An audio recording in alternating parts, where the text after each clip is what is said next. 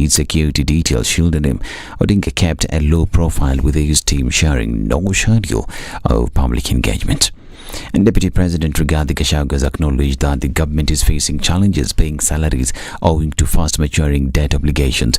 Gachagua spoke during a church service at PCEA Ngorano Center Church at Ruguru Ward in Nyeri's Mathira constituency, attributed the delay in civil servant salaries to maturity of debts whose payment the government prioritized. It is true we are having challenges in paying salaries.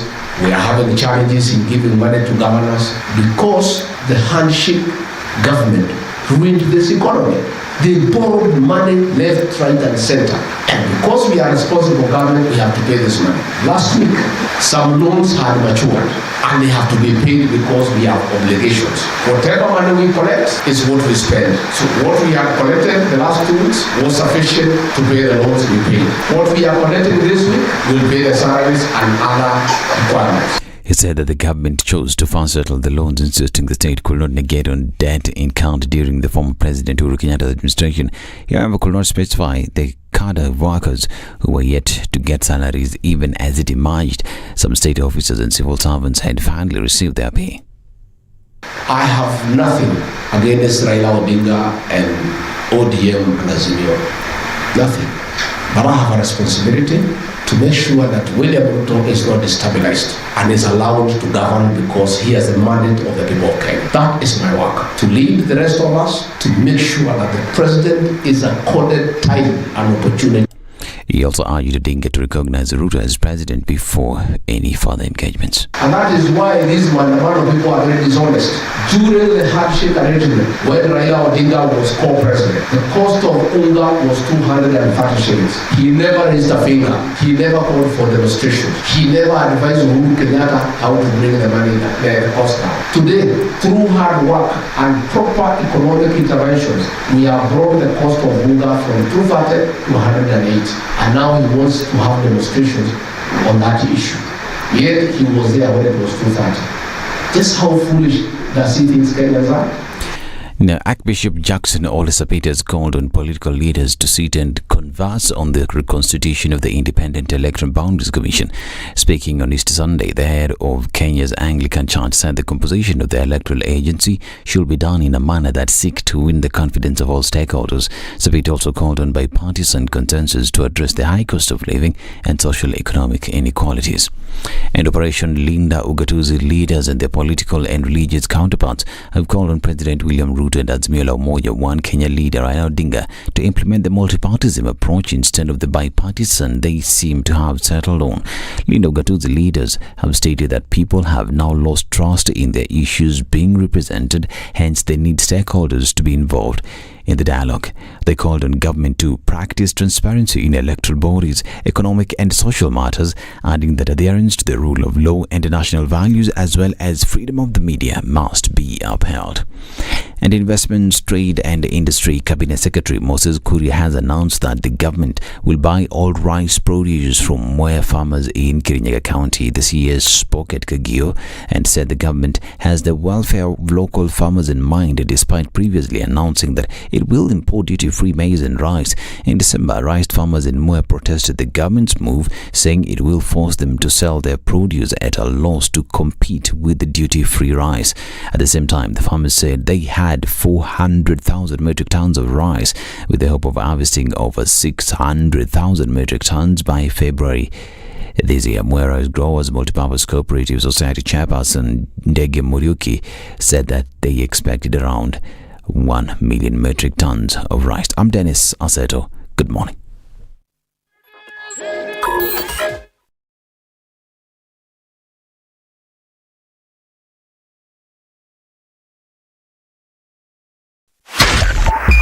.5 Spice FM, Kisumu.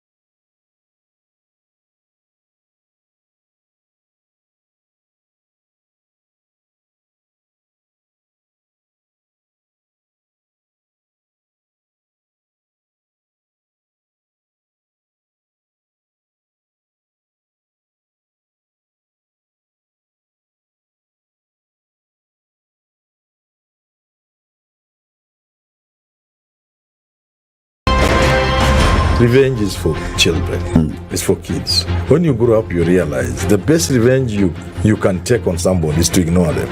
Now, I'm just new in politics. It is not everybody's cup of tea. That's why some people come in one term and that's it for them.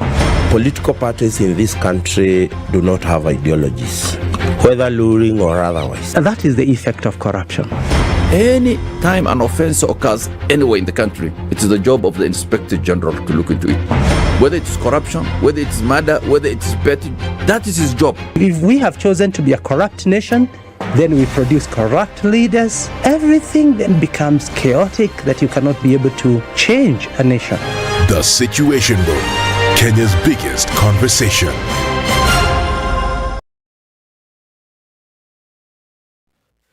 What traffic? There's no traffic at all.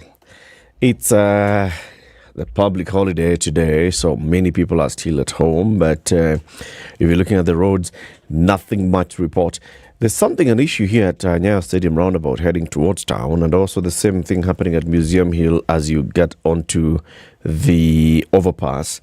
But nothing that looks major enough to talk about. But let's see how it'll be looking like in about half an hour, maybe when people are starting to go up and about. And then later on, maybe from around 9, when people will be coming back to the city. Good morning.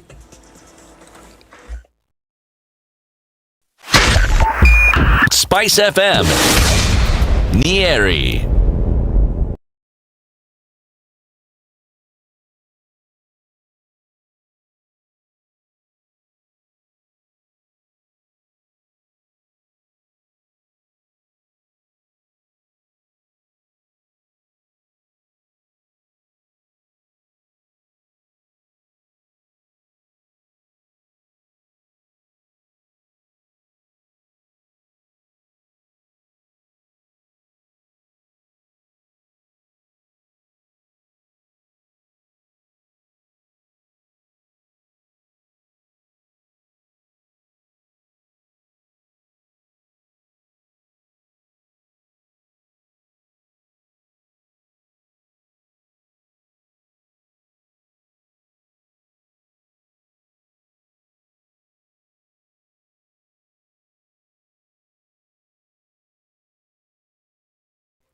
Good morning, and how are you doing? Welcome to Monday. It's the 10th day of April 2023, the day after Easter. City, how you doing? Very well, thank you. Yes. How was your Easter weekend? Good. Yesu, Bwana Yesu jana kafufuka. Kafufuka. Alikupata wapi wewe? Mimi bwana nilipata nyumbani. Yes, lakini nilitembelewa na jamaa zangu. Nikashukuru. Yes, kakaangu anaishi Mombasa alikuja. Alright. Kakaangu anaishi Nairobi. Dada yangu ambaye anaishi hapa pia, na dada moja tu ndio ambaye haishi Kenya. Yeye tuliwasiliana tu kwenye runinga. Hao wengine wote walikuja kwako? Na walikuja kwangu. Allah Kunitembelea. Allah. Yes. Hey. Paying homage to the big brother. So kind of things. Something like that, lakini wale jamaa kuna homage wanapenda. Wale jamaa tu walikuja kunitembelea. Kwani kulikuwa na kesi? Kuna kesi. Uko sawa? Okay, very good. Hata sisi tumekuja. Sasa wewe tuendelee kupiga story. So we had a lengthy day of just chit-chatting. It's a story time. It's called catching up. Very good. It's important, bwana. Ni muhimu sana. Muhimu sana ile. Mine was also easy. It's just chilling. Bwana chill. Proper chilling yesterday, yes. You chill ni mzuri bwana. It's important, bwana. Una recharge fiti. It's important to do it. So unarudi kama uko charge vizuri. You know what? I don't know, but I have to admit and confess that I actually like coming to work early in the morning when there's no traffic. It's very pleasant. Feels nice, eh? Well, I actually dug into the archives of my mind and wondered why. Then I realized it's reminiscent of an earlier time in Nairobi when I was a young man, when streets of Nairobi, Saturday and Sunday, were fairly empty. They were good days to walk in town. Days to just walk around and walk about. I'd take time off school and come and just walk in town. I didn't grow up in Nairobi. So that was an opportunity for me to know Nairobi. To know Nairobi. So I would actually just walk. And within something like around the first term, I'd figured out You Nairobi. figured out Nairobi. You knew Yes. where you needed to go, when you needed whatever. Yeah, exactly. I had an idea what was where. I also knew where the cinemas were. Yes. How many cinemas were there those days? Shan Cinema in Gara? Yes. That was one. Odeon on Tomboya Street. Then there was Globe. And there was Globe, but Globe Then, roundabout. yes, then there was Casino. And Casino. Where was There's Casino? Cameo. Casino on now Museum Hill. Yes. Then there was Cameo. Cameo was a Cameo cinema. on Kenyatta And Kenya and Avenue. 20th came later. So those Kenya and 20th were later. Yes, but So those initial ones were. it's Cameo we used to go to because that's when we used to watch these kung fu movies. Yes. And kung fu movies galore. Yes. Very nice. So did you ever go? So you went to Cameo, of course. I went to Cameo. Did you go to Odeon? Odeon once. Mm-hmm. Yes. Globe? I never went to Globe because Globe predominantly aired Indian movies. And Shan Cinema as Yes, well. those ones I did not Those go ones to. were. I didn't go. But Odeon I went once. 20th now, by the time I got into high school, 20th and the Kenya Cinema, those are places now you'd go to. But also because they had a bar. Ah. Yeah. There's that. There was that little detail, yes. All right. Our sister Ndu has decided that she'd like to travel and go say hello to her mom. So she's on her way to Nigeria as we speak. She should be midair somewhere between Ethiopia and Nigeria. Somewhere katikati. Yeah. So she'll be there for the week. We'll be touching base with her once in a while just to see how they're doing. How's Nigeria doing? How's the cities Kassin doing? All right, and then let me tell you what we'll be discussing today. So at 7 o'clock, we'll be joined by Haman Manyora. There's a lot happening in the country at present. Sijui watu wajalipwa mshahara. Hakuna pesa. Kuna madeni. This and the other. Haman Manyora joins us at 7 a.m. to have that conversation with us. He's a political analyst. At 8 o'clock, we'll be joined by Reuben Kigame, who is a 2022 presidential aspirant. You all know him. He'll be joining us. And the question we want to ask him is, does the Ruto administration, in his opinion, have a handle on things? 8 a.m., Reuben Kigame. At 9 o'clock, let's now talk about the issues that we are seeing in the country. Economist and financial expert Dr. Patrick Muinde joins us at 9 so that we can talk about the salary crisis, the problem with our public debt, and responsibilities of our members of parliament. So, Rigathi Gachagua, the DP, spoke yesterday and he said, it's true. We are at a tight corner, and it's because some loan that was due is actually matured and we needed to pay it. And according to a Public Finance Public Finance Management Act, first charge from the exchequer is debt. Uko na 2 bob, uko na deni ngapi, hiyo 2 bob inaenda. Alafu sasa tuongee. So that's what's happening. Now, we're live streaming the show, right, Awina? We are live streaming the show on YouTube and Facebook. If you're online, let us know where you're tuned in from, and then we will do like that when the time comes to do like that. That's right after Ndu, aka Eric, takes a look at the weather forecast for the day.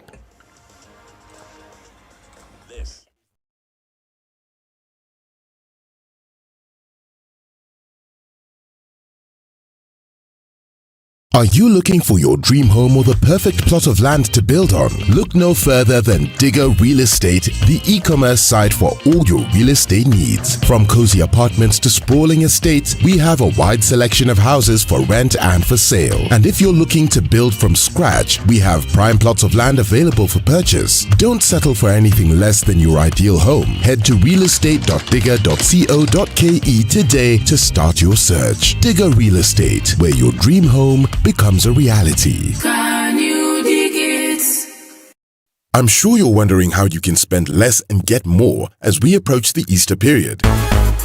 Well, the Standard Digital e-paper has a solution for you, and it's the half-price Easter special. For all news and entertainment buffs who look for a credible source of information and content they love, well, this one's for you. We're offering you a chance to pay half for the full story and all the extras. Instead of 6,199 Kenya shillings, pay 3,099 Kenya shillings and stay on top of what is happening across the globe. At your own convenience, for less. This incredible offer is valid till 30th April 2023. Subscribe now. Visit epaper.standardmedia.co.ke and enjoy the half-price Easter special. Get the full story all year long.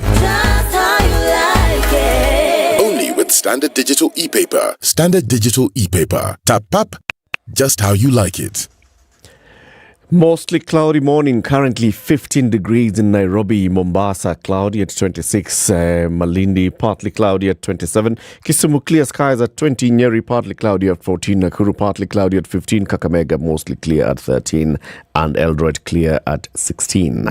Kampala is clear morning at 20. Johannesburg, cloudy morning at 13. Dar es Salaam, mostly clear at 25. Kinshasa, mostly cloudy at 24. Lagos, where Ndu is, partly cloudy at 27 in the morning. London is raining at 12 degrees. New York, clear skies at 7. And Paris, cloudy morning at 9. Chilled Spice.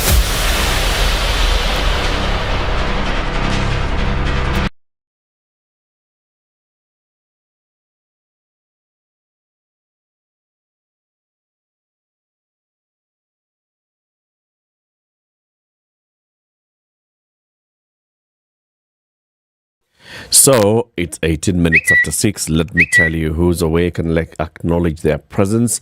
One of them is Angola Ray. Angola says, morning. Prezo anasema hakuna pesa ya kulipa civil servants na kama mtu akona kakitu kidogo afanye mchango.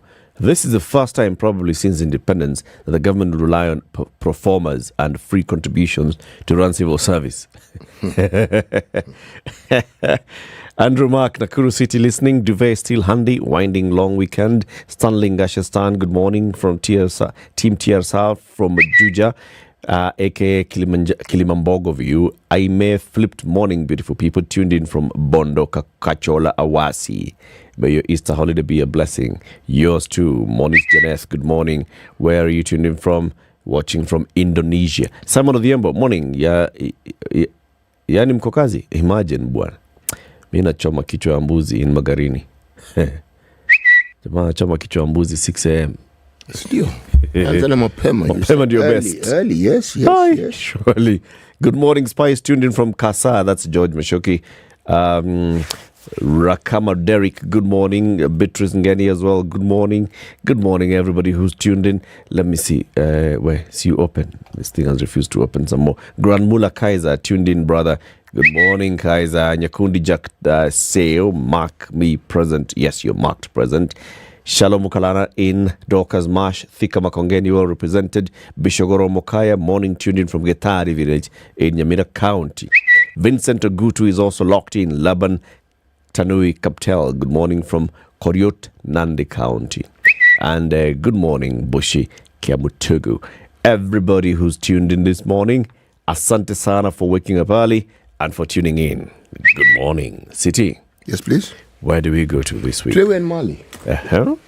See, every time one talks about the continent of Africa, the thing that predominates our conversation is the suffering. Whether it's caused by drought, whether it's caused by war, whether it's caused by pestilence, whatever it is. But there was a time when Africa boasted the richest man the planet had known at that particular point in time, a man called Mansa Musa. That man actually came from Mali. Yes. Alikuwa na Mali mingi. Mali, basi unajua jina ndio hilo. Mali. Mansa Musa mwenye Mali. Mwenye Mali bwana. Mwenye Mali. So I decided that this week we will look at Mali. Officially, the Republic of Mali, landlocked. My friend, by the way, landlocked, it's landlocked for real. Like landlocked. It is landlocked. It is bordered by Algeria, Niger or Niger, Burkina Faso, Guinea, Senegal, and then the Sahara Desert. Can you get more landlocked than that? Kwanza Desert. Kwanza Desert, Kwanza Desert. And that desert, my friend, 65% of that land is desert. Whoa, 65% of Mali is desert. Desert. Yes. Okay. And we will be talking more about the country and knowing more about it as we move along. Okay. Okay. Now, so, Mali is the one that's been having issues with the Tuaregs up in the north. Yep. And of interest, if you want to understand, they form something like around 10% of that population. The Tuaregs. Yes, and the Tuaregs, in history, if you heard, when they talk about the Moorish capture, the Moorish colonization of parts of Spain, Tuaregs. How, that's the other name. And by the way, this country, 95%, if not more, Muslim. Wow. Yep. Them, they don't joke with their faith. None of this, you dividing half and half. But then also, of interest, my friend, 67% of the population of this country, 67, okay? This is according to the 2015-2017 statistics, is under the age of, under the age of 18.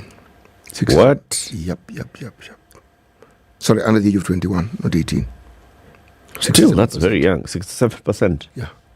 Remember, these guys have had many wars, yeah? Wow. It's one war after another. Wow. Yes. So people have been dying. Okay. Aye, the proverb? A deaf man may not hear thunder, but will surely see the rain. A deaf man may not hear thunder, but will surely see the rain.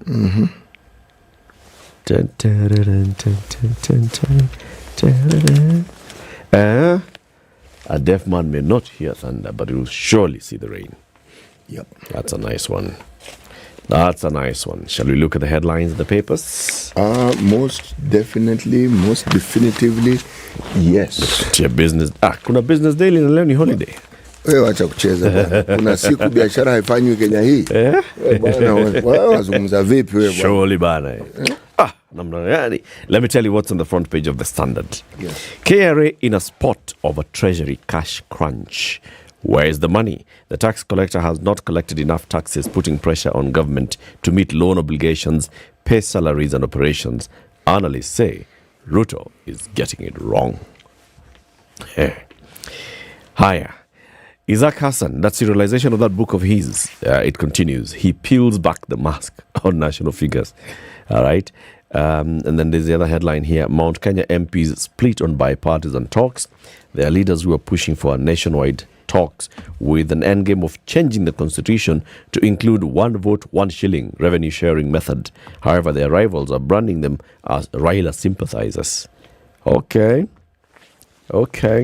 Families in low-income areas bore the brunt of the recent demonstrations. Higher. Let me tell you what's in the front page of the Nation. How tycoons averted ugly succession wars. And this one is looking at heirs of wealthy and eminent persons such as politicians, businessmen, and top civil servants are known for court battles following the death of the patriarchs and matriarchs in some instances. But these are among the few families that avoided property feuds, and here's how the tycoons managed to put their houses in order. It's basically looking at several families. Number 1, Mwai Kibaki. Number 2, Charles Njonjo, Chris Kirubi, Naushad Merali. Page 7 of the Nation. Other headline, Ruto, Raila under push for a handshake. The other one is Archbishop Ole Sapit says, I have no regrets over my role in the 2022 elections. He had a role, did he? He says, well, yeah, he participated in the shuttle prayer diplomacy, remember, between the two candidates, main candidates. Going from Ruto to Raila to Raila to Ruto. Where does the regret element come in now? Because he's been accused of?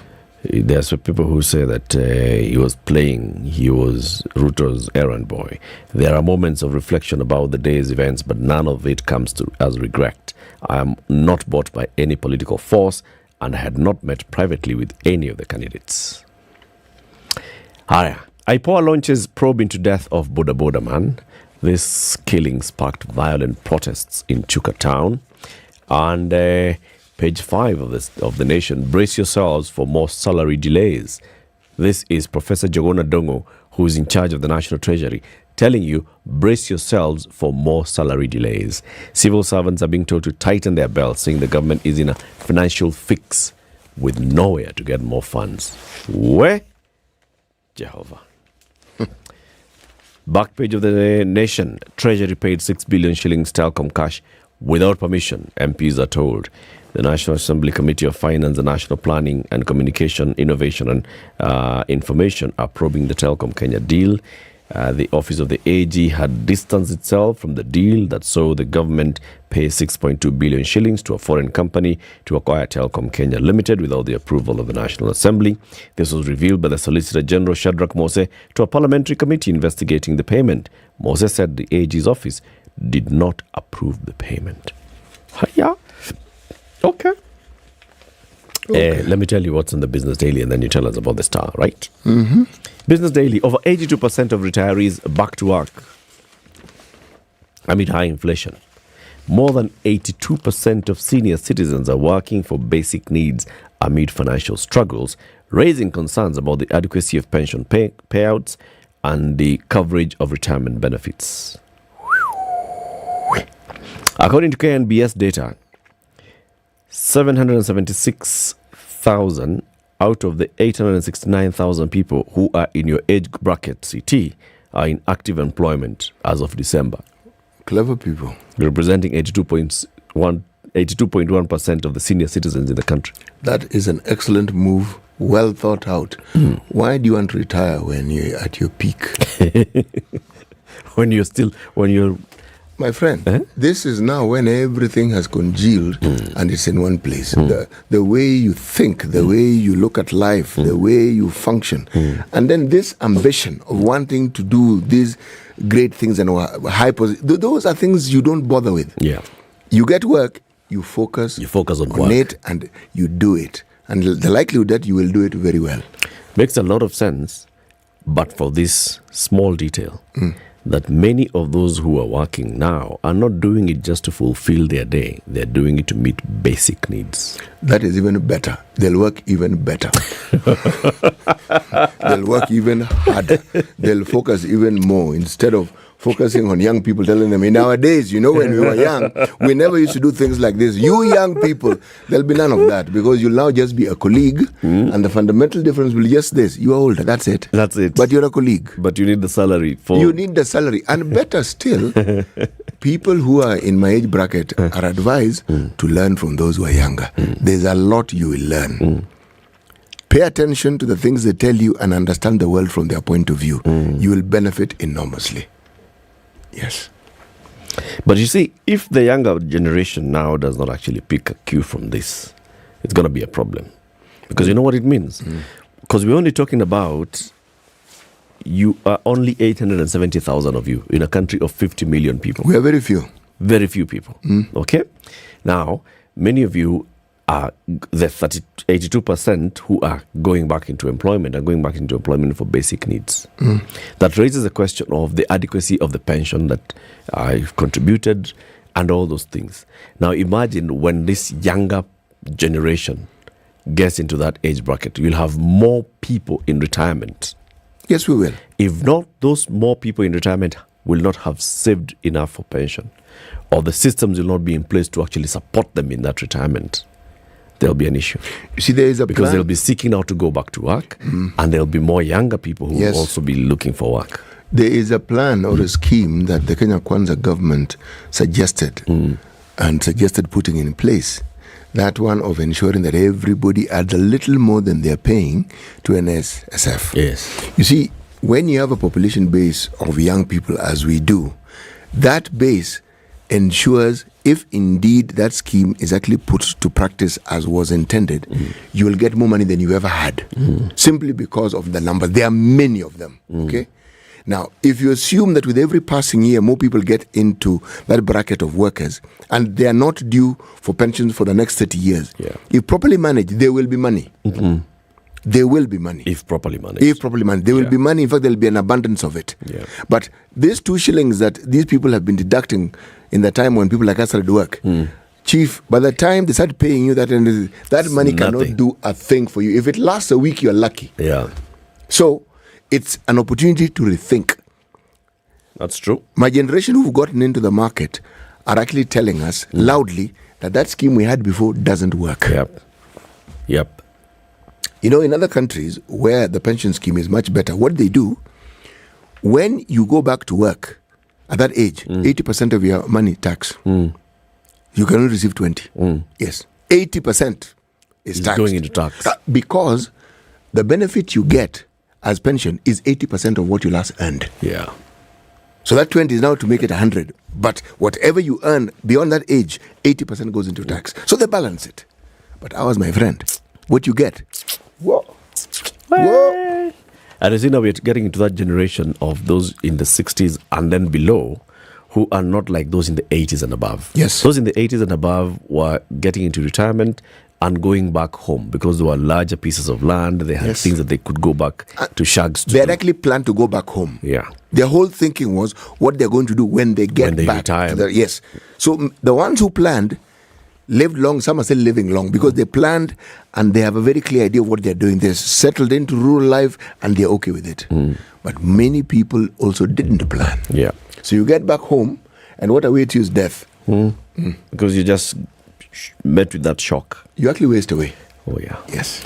The star? The star, top till, right-hand corner, Ruto to chair, Kenya Kwanza PG, unveils talk team. This is on page 6 of the star.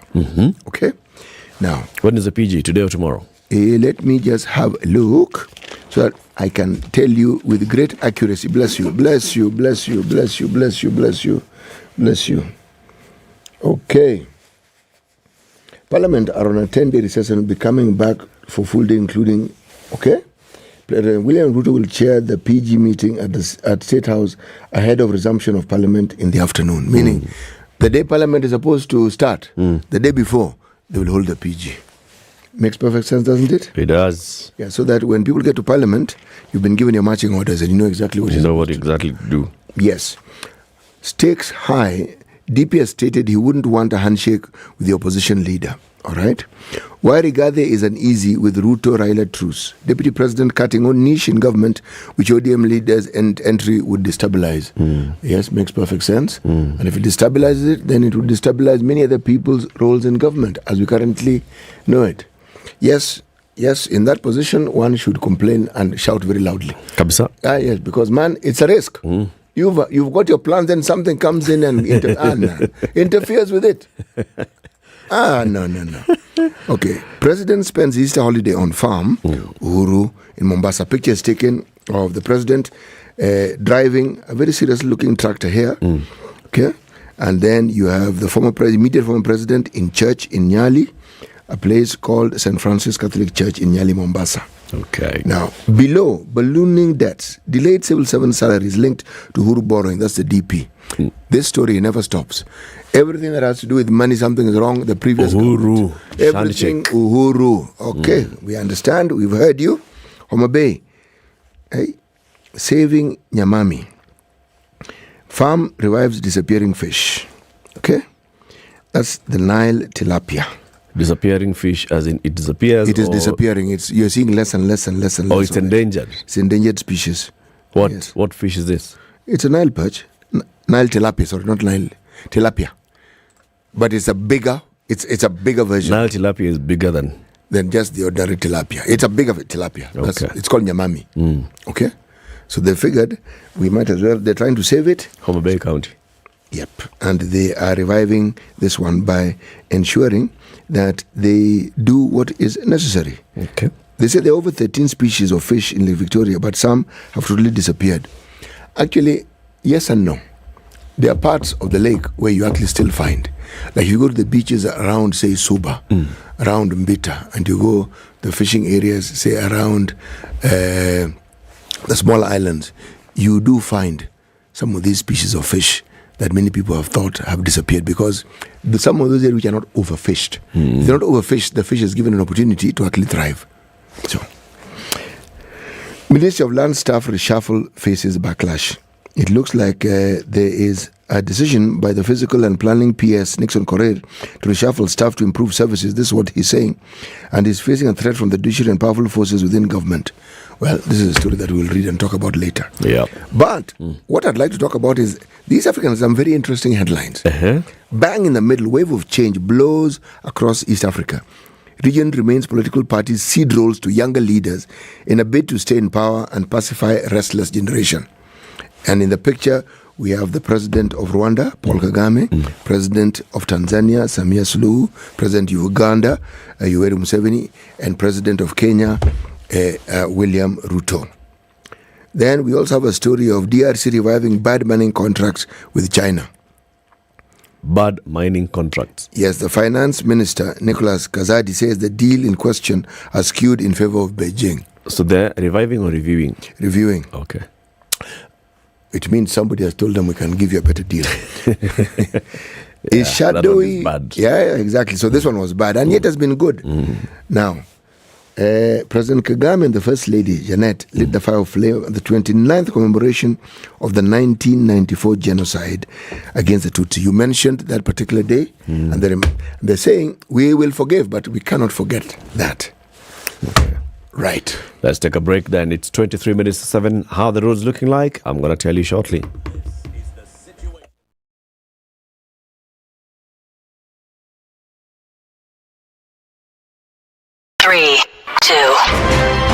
Everybody, welcome to Kenya's biggest conversation. Heri Latifa, Muga, Madam Du, nimesalamia wote sana. Tumepokea salamu, asante sana. Hapa Garissa today the weather is very good, only that baridi inatupeleka mbio sana. Sasa baridi ni degree ngapi hapo? Hata sijui lakini madam tunakauka sana. If you want to follow the money trail, you've got to think like a thief to be able to catch that thief. A slap from a friend is better than a kiss from an enemy. You remember the kiss of Judas Iscariot? Iscariot. Yes. Is the one that imetuweka kwa hii mashida yote na mataabu. Kwa sababu of that kiss. Yet the slap of Jesus Christ when he slapped those guys and walikuwa na uza mboga ndani ya kanisa took them to heaven. The Situation Room, Kenya's biggest conversation. So here's a message to everybody who's out of town and they're thinking of coming back to Nairobi today so that you can be going to work tomorrow. Please be careful on the roads. There'll be many of you on the roads. Just be careful. I can see Gabriel Njuguna saying from Eldoret to Nairobi, use the Eldama Ravine Road. Okay. So you go to Eldama Ravine, Sasawa, then you come out at Nakuru. Okay. So you just avoid that entire stretch of Tambarua. All right, Sawa. So wherever you're coming from, a terrible accident along Mwea, Samson Corner, Embu, Meru Highway involving a small probox and a truck. Oh my goodness, and the pictures are not looking good at all. Terrible, horrible accident. This was about 2 hours ago in the morning. So people on the road, please be careful. Nothing to report within the Nairobi roads, okay? And that's why we're looking at the roads that are leading into Nairobi from outside the county. Be careful on the roads. Good morning. Mature, intelligent talk every morning. Spice up yourself.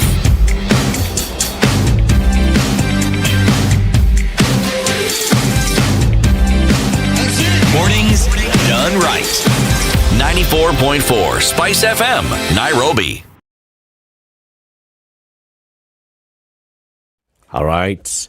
So let's look at those stories in detail. What do you want to start with, City? Well. Today, I want to start with a story from the, take a guess, East African. East African. Now, when people think of South Africa and the politics in South Africa, there are two parties that they keep hearing of. ANC, the one called Freedom Party. But you know what is of interest? The main opposition party in South Africa is actually called the Democratic Alliance. Okay? They have numbers. It's numbers that makes you the main opposition leader.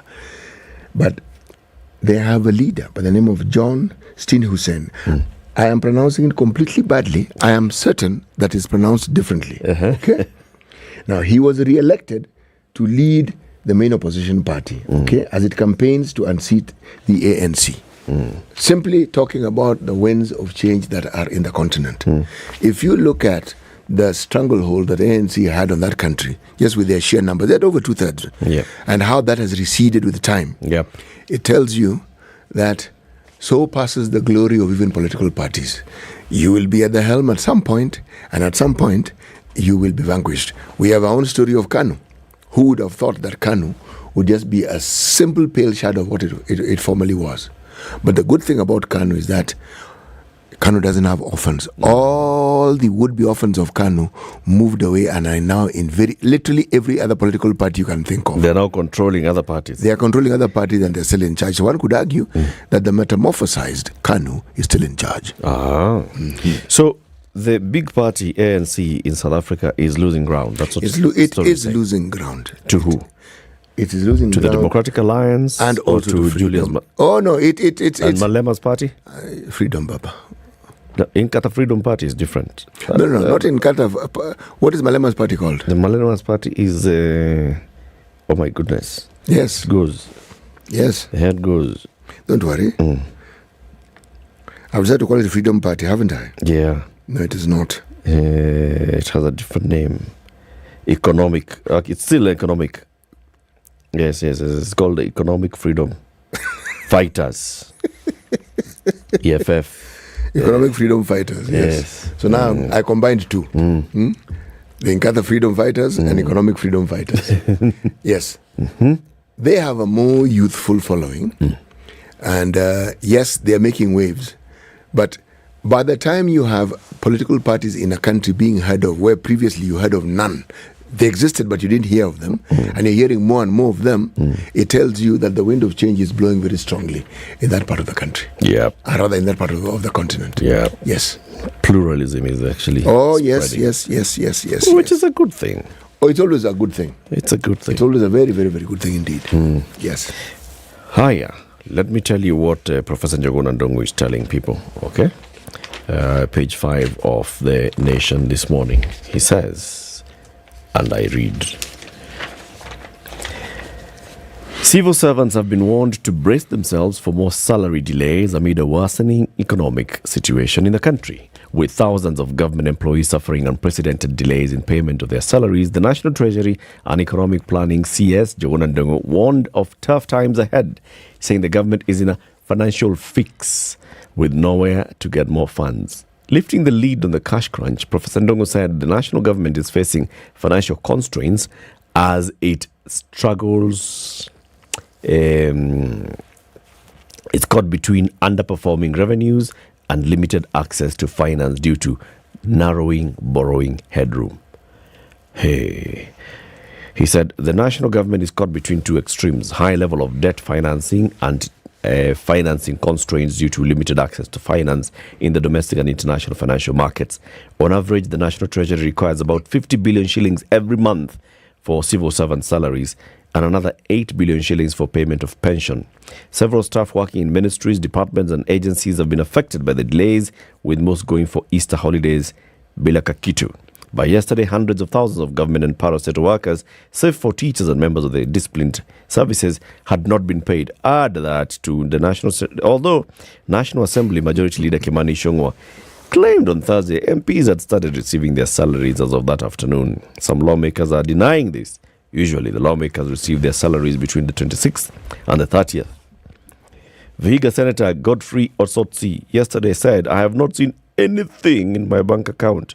Maybe because I don't have an account with Cooperative Bank." Mumia's East MP, Peter Salasia, said, "It's the first time since independence in 1963, how would you know, that the country is experiencing a salary crisis in the public sector." The politician has to speak. Not even during Moi's time did we ever experience this. It also did not happen during the COVID-19 pandemic, when the global economy received its worst beating in the 21st century. The salary delay has also hit the Kenya Broadcasting Corporation, with the acting MD writing to staff and telling them, guys, just tighten your belts. So basically, the National Treasury is saying, what we are seeing now is the beginning of worse days ahead. You know, Remember when we spoke to our politicians and said, folks, this thing of giving this government this carte blanche of just borrowing money willy-nilly the way they like. Yep. Guys, it's you who should actually put a lid on this thing. It's you who should actually control it. I think this is one of the best things that I've ever heard in the longest time. Because when we talk about people not being paid, when we talk about people suffering, if you're receiving a salary and your life is normal, it's a story. It might as well be an intergalactic story, something happening in outer space. So when you have a situation where you also begin to feel it, may delay further. May delay by several months so that they actually get to understand what it is that people go through when they do not have money. Yep. But there's something, again, in the East African that should help. Remember when our president went to Rwanda? One of the things that happened in Rwanda was they looked at the Rwandese VAT collection model, which we are told since 2017, according to the East African, has seen a 48% increase in VAT collections. 48 is a lot, that's 50%. So the Rwandese government, through the President Paul Kagame, gave us the model, like a blueprint, and they've been training our people and saying this is how we go about it. Collecting VAT. Especially from the informal sector. Okay? So part of the reason is because we are claiming that our collection has been going down. And yet Rwanda's has been going up. So surely it makes perfect sense if a neighbor has a way of collecting water, which is better than yours, and you all have rainfall. See, you go to your neighbor and say, how are you collecting more water? Because the rainfall we get is the same. He says, no, this is how I collect mine. So our president graciously thanked the gracious minister, president of Rwanda, and said, thank you very much. And we are going to ensure that we follow that model to see how it can help us. So it's not as though the government is doing nothing. The government understands we have a problem. And they're doing something about it. Yes, but MPs, you brought this upon your heads. As we say all those things, the headline in the Standard today, plus a story on page 13. Let me start with the story on page 13. Financial institutions, including commercial banks, microfinance institutions, and SACCOs, are raising jitters over the inability of tens of thousands of civil servants to meet their loan obligations due to delayed salaries. The government has delayed the March salaries, we know this. Yesterday, financial institutions raised fears over the grave implications of salary delays. They warned that the hitch could develop into a dangerous debt crisis and subsequently snowball into full-blown national financial crisis if not arrested soon. Can you imagine? All those people. Somebody has a loan here, there. The date for deduction is, say, 5th, because you're paid by the 30th of the month. You see, let me repeat. So that check-off system happens automatically, and by the 5th, your loan installment is paid. We are on the 10th. You have not received your money.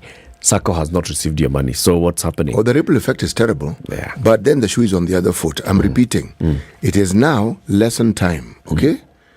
Understand what it is that...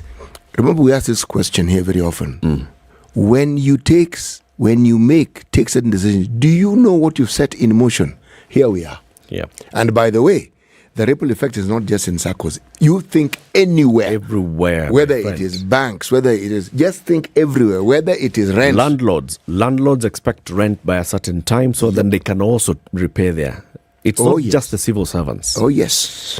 It's very many That's the largest group of employees we have in the country. Yeah. So when their money delays, my friend, the ripple effect is an economic issue. It's a big one. Yes. So now, you set in motion something. Here we are. You begin to see what it is that happens when certain things are not done the way they should. It's a big one. Yes. Now, the thing I saw, Opio and I, the leader of minority in the National Assembly, wrote a 2-page statement. Right? The one he wrote to KRA. Where he was raising issues and saying, look, this is what the government is doing. The government is unable. The government is not talking. The government is not doing this and the other. All right? That is Opio and I. Rigathi Gachagua, we've seen. He was speaking yesterday in Madeira and he was saying, you know what? I am an honest man. I'm a truthful man. I don't drink alcohol. I don't play golf. He was saying yesterday that this is because of what Handshake did. They borrowed money willy-nilly. There were no checks and balances. Please note the word checks and balances. Where do those come from? Parliament. Rigathi Gachagua was the MP for Madeira. Yes, he was. In the 12th Parliament. He was there. He was right there. They were all there. All these people who are now telling us these things about Handshake. They were in parliament. They were in parliament. They are the ones who approved it. Do we hear Opiyo Wandayi was in that previous parliament? He was in that parliament. Did he write a similar letter then? Did he complain? Is it in the Hansard? That he said no. That he said, I do not want to vote yes for and this I am budget. not going to vote. Remember, it was unanimous. Yeah. Did Rigathi Gachagua, who was then MP for Madeira, did he raise his voice and say, we do not want this unprocedural borrowing? Nope. And I want it on record that I have opposed it? Nope. Did we see it? Nope. Nope. So, what are they telling us now? Whenever Parliament approves such a huge deficit in a budget, it's basically telling the government, go and borrow. But that's what they're doing. Okay? Yes. It's the same thing that we are seeing now. Parliament is about to approve a 3.6 trillion shilling budget. Yep. With revenues of about 2 trillion shillings. Yep. And KRA is struggling at 2 trillion shillings. So where is 1.6 trillion shillings going to come from? They're going to have to borrow. Absolute madness. And then they'll sit back here and tell us, oh, handshake. Oh, we need to... It's crazy. It's utter madness, as you correctly put it. Because you set something in motion, you and your ilk. You are now looking for someone to shuffle the blame to. No. This is yours. This is everybody who was a member of parliament in the 12th parliament, everybody. This is your baby. All of you. You carry it. You carry this one. You carry this one. And explain to your friends, like Salasia, who are first time MPs, why it is he's not being paid. Bwana hata hajafika miezi 6. Bwana amesign tu loan ya nyumba, loan ya gari, loan ya nini, alafu pesa hakuna. Bwana shida. Na hata hajamaliza kulipa madeni ya campaign. Bado zinamwangalia. This is not good at all. There was some interesting stories that you were looking at in the Star. There were some very interesting stories I was looking at in the Star. Okay. Let me start off by talking about this saving Nyamami on page 3. Yes, okay? Yes. Right. Delicious Lake Victoria species threatened by overfishing and environmental change. A private fish farm in Homa Bay is leaving no stone unturned in its efforts to restore the population of a fish species whose numbers are fast declining in Lake Victoria. The Nile tilapia, otherwise known as Nyamami, has been overfished and is threatened with extinction. Victory Farms Limited is reintroducing the species into the lake to restore the population. Now, Victory Farms, when the President William Ruto went to the annual summit of the American Chamber of Commerce, he made a statement with this regard, and he talked about Victory Farms and how it is that they're introducing Nyamami. But of course, as usual, there was a backlash of politicians. So Victory Farms is a private entity? Private entity. It's called Victory Farms? It is called Victory Farms. Ah. Yes. Okay. That's what it is called. They were saying that, you see, and when they introduce this, what's going to then happen, they say, they argue, is that they'll bring even the cost of fish down.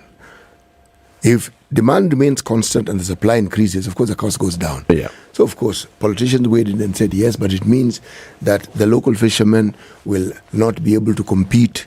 The people who sell fish will not be able to compete. Why? Because this giant company is going to be... Actually, the truth of the matter is, that's a knee-jerk reaction. If fish is being introduced into the lake, are they saying that it's going to be introduced into an area that this particular organization is going to control? Or are we saying that it's going to be it's in the lake, for heaven's sake? Is there a perimeter wall? Huh?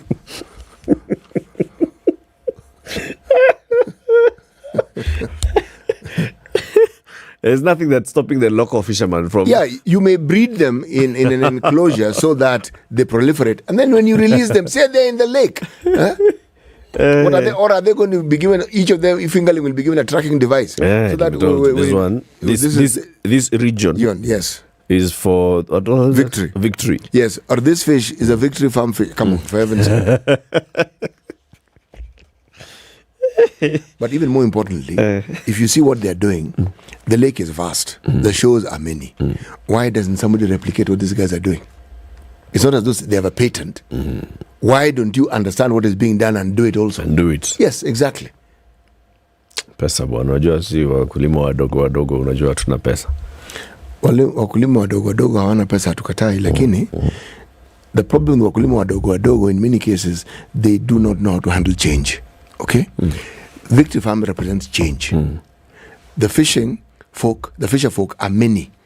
this is the opportunity. And they have beach management units. This is where the the BMUs come in and This is say, where they come in. This is where they come in and say, okay, now this Cooperative is how and all. Precisely. Yeah. This is where they come in. Okay? And this is how they reorganize themselves, because a path that they didn't know existed has been shown to them. You can do this. So why don't they do exactly what these guys are doing? Yeah. That's true. Yes. That's true. Still talking about fishing, eh? Funding delays are affecting the completion and equipping of the Liwatoni Fisheries Port project in Mombasa, which is expected to be Kenya's first fishing port. Remember Liwatoni? Big thing. Uhuru Kenyatta's project. The project is yet to receive 323 million shillings. Only 323 million. That's needed to complete and buy key facilities for storing and processing fish in the facility. The Kenya Fishing Industries Corporation Chairman Mika Nyaberi says the project is now 46% complete, but it will need timely disbursement to meet completion deadline. Speaking at the facility where the Parliamentary Departmental Committee on Blue Economy, Water and Irrigation, which is chaired by Marakwet East MP David Bowen, visited last week, Nyaberi said the project will be delivered on time. All equipment has been manufactured. We are expecting to visit a manufacturing company to certify them before transporting them to the factory upon payment. In February, President Ruto gave a deadline, and we hope to deliver the project in 6 months' time. Let me ask, are they upgrading an existing facility, or are they claiming they're building a facility from scratch? Remember they were building, what they were doing was, Liwatoni was just like a small area where local fishermen docked. True. Now it was being converted into a proper fishing facility with now coolers and everything. So this is where now the issue is. They've always had coolers. Now this one was getting. They're making it. They're commercializing it and bringing it up to speed so that it's competitive. Yeah. So do we have trawlers that Kenya has? Because one of the things is that if you have facilities that are at an international scale, then it means your fishing is also at an international scale. At that level. Yes. Yeah. They also need the trawlers and all that. So this is Ruto was in Mombasa in February, and he went to Liwatoni. Yes. And he said, you guys should finish this on time in 6 months' time. Now they're saying that's 6 months. If we don't get these 383 million shillings. If I may just add, Lamu has a far larger potential fishing potential than Mombasa does. And there's been the discussion of ensuring that something similar happens where? And in Lamu. Do we hear of anything? I haven't. Have you? No, I haven't. All right. So if the fishing, but there was a story about a second fishing facility in Lamu. There was Liwatoni and Lamu. Yes. The progress of the Lamu one is what I don't know. We will look into it and find out, and we'll talk about it later. Jojo Kubo says, good morning and happy Easter. I'm listening to your news summary before retiring to bed. So muwe mukiharakisha. It's going to midnight here. Sasa unataka tuharakisha time ama unataka tuharakisha nini, George? Hey, okay. People on YouTube, wait to receive wages or borrow money to pay for it. Jackson Mudhuri says, soon we'll stop watching this channel if you continue being too much biased against the government. We've heard you. Aye, Sasa, how are we biased against the government, surely was? Yeah. Dr. Michael Harrell says introduction of invasive fish species into local waters can consume local wildlife. In 2006, USA fish agencies began cracking down on Chinese introducing invasive fish into local waters. All right. Keep it here for more. Good morning, 7 a.m. Spice up your life.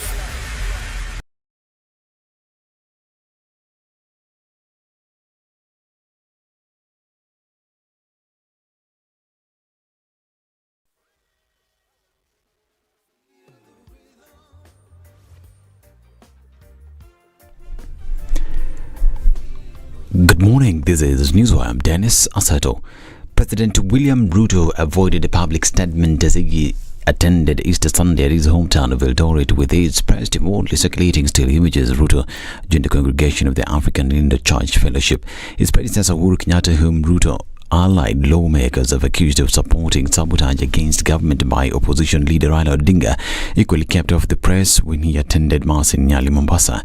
Kenyatta, who shafari himself, avoided questions from a group of reporters as he drove away from Mass at St. Francis Catholic Church, only acknowledging greetings as his security detail shielded him.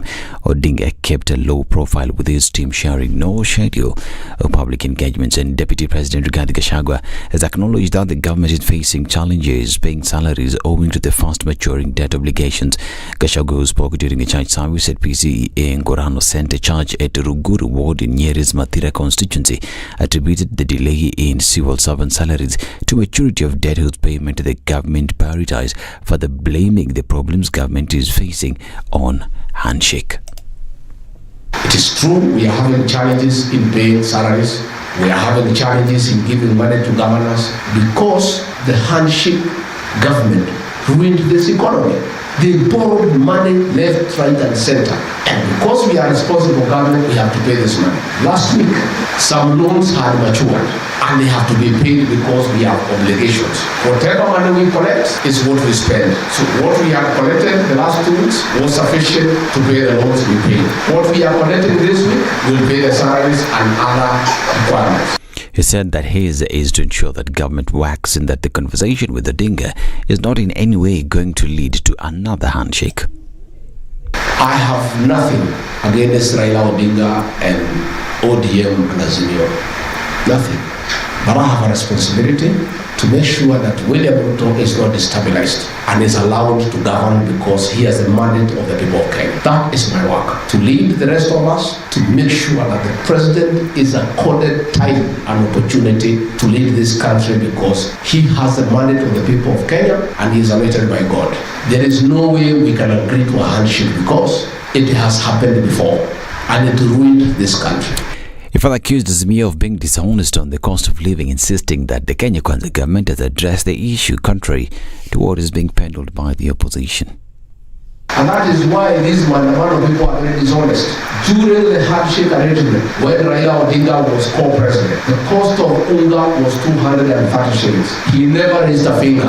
He never called for demonstration. He never advised Uhuru Kenyatta how to bring the money, the cost down. Today, through hard work and proper economic interventions, we have brought the cost of unga from 230 to 108. And now he wants to have demonstrations on that issue. Yet he was there when it was 230. Just how foolish does he think Kenyans are? And Archbishop Jackson Ole Sapit has called on political leaders to sit and converse on the reconstitution of the Independent Electoral Boundaries Commission. Speaking on Easter Sunday, the head of the Kenya's Anglican Church said the composition of the electoral agency should be done in a manner that seeks to win the confidence of all stakeholders. Sapit also called on bipartisan consensus to address the high cost of living and social economic inequality.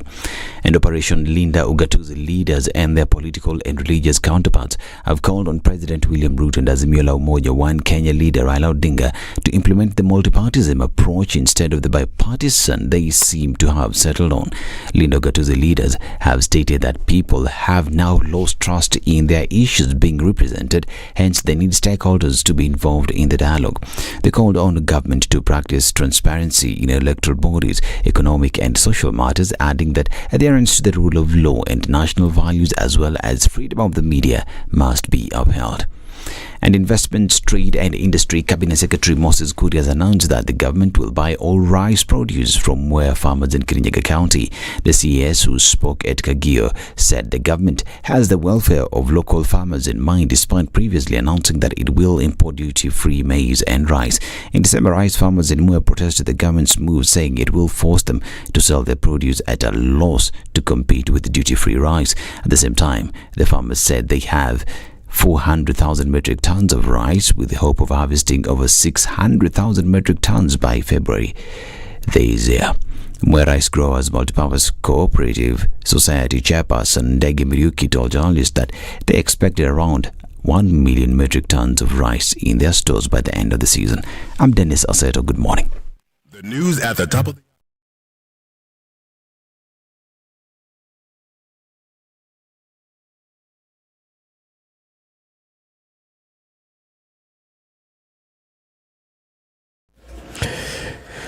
Nothing much to report on the roads this morning, particularly roads within Nairobi, because, it's a holiday, so people are not moving up and down. But we also know that there are many people who are outside the city who will be traveling back to the city later today. Now, those are the ones that we are talking to this morning. Be careful in how you use the road, okay? We have seen accidents already. There was an early morning accident in Embu that involved a Pro Box and a truck, and this was at Samson Corner in Embu Meru Highway about 4 a.m. It wasn't looking good at all, but be careful. So wherever you're using the road from, getting back into Nairobi, if you're traveling today, make sure that you obey all the traffic rules, and there's no point in speeding. Just be slow and sure.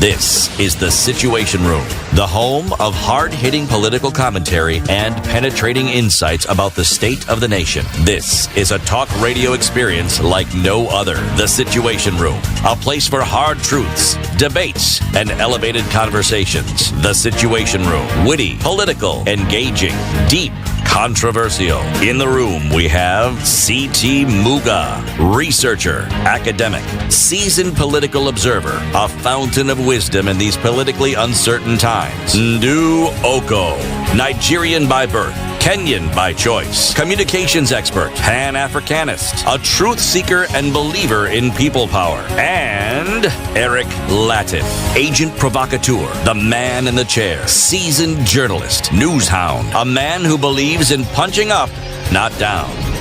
This is The Situation Room, the only way to start your day. 7 minutes after 7. Good morning, and how are you doing on this 10th day of April 2023? Kenya's biggest conversation enters the second hour, and we're broadcasting live from Spice FM at Standard Group Center on Mombasa Road in Nairobi to the world on Spice FM and on KTN Home and on YouTube and Facebook, where we live stream the show every weekday morning. Seeing people who are tuning in from across the globe, checking in from Phuket.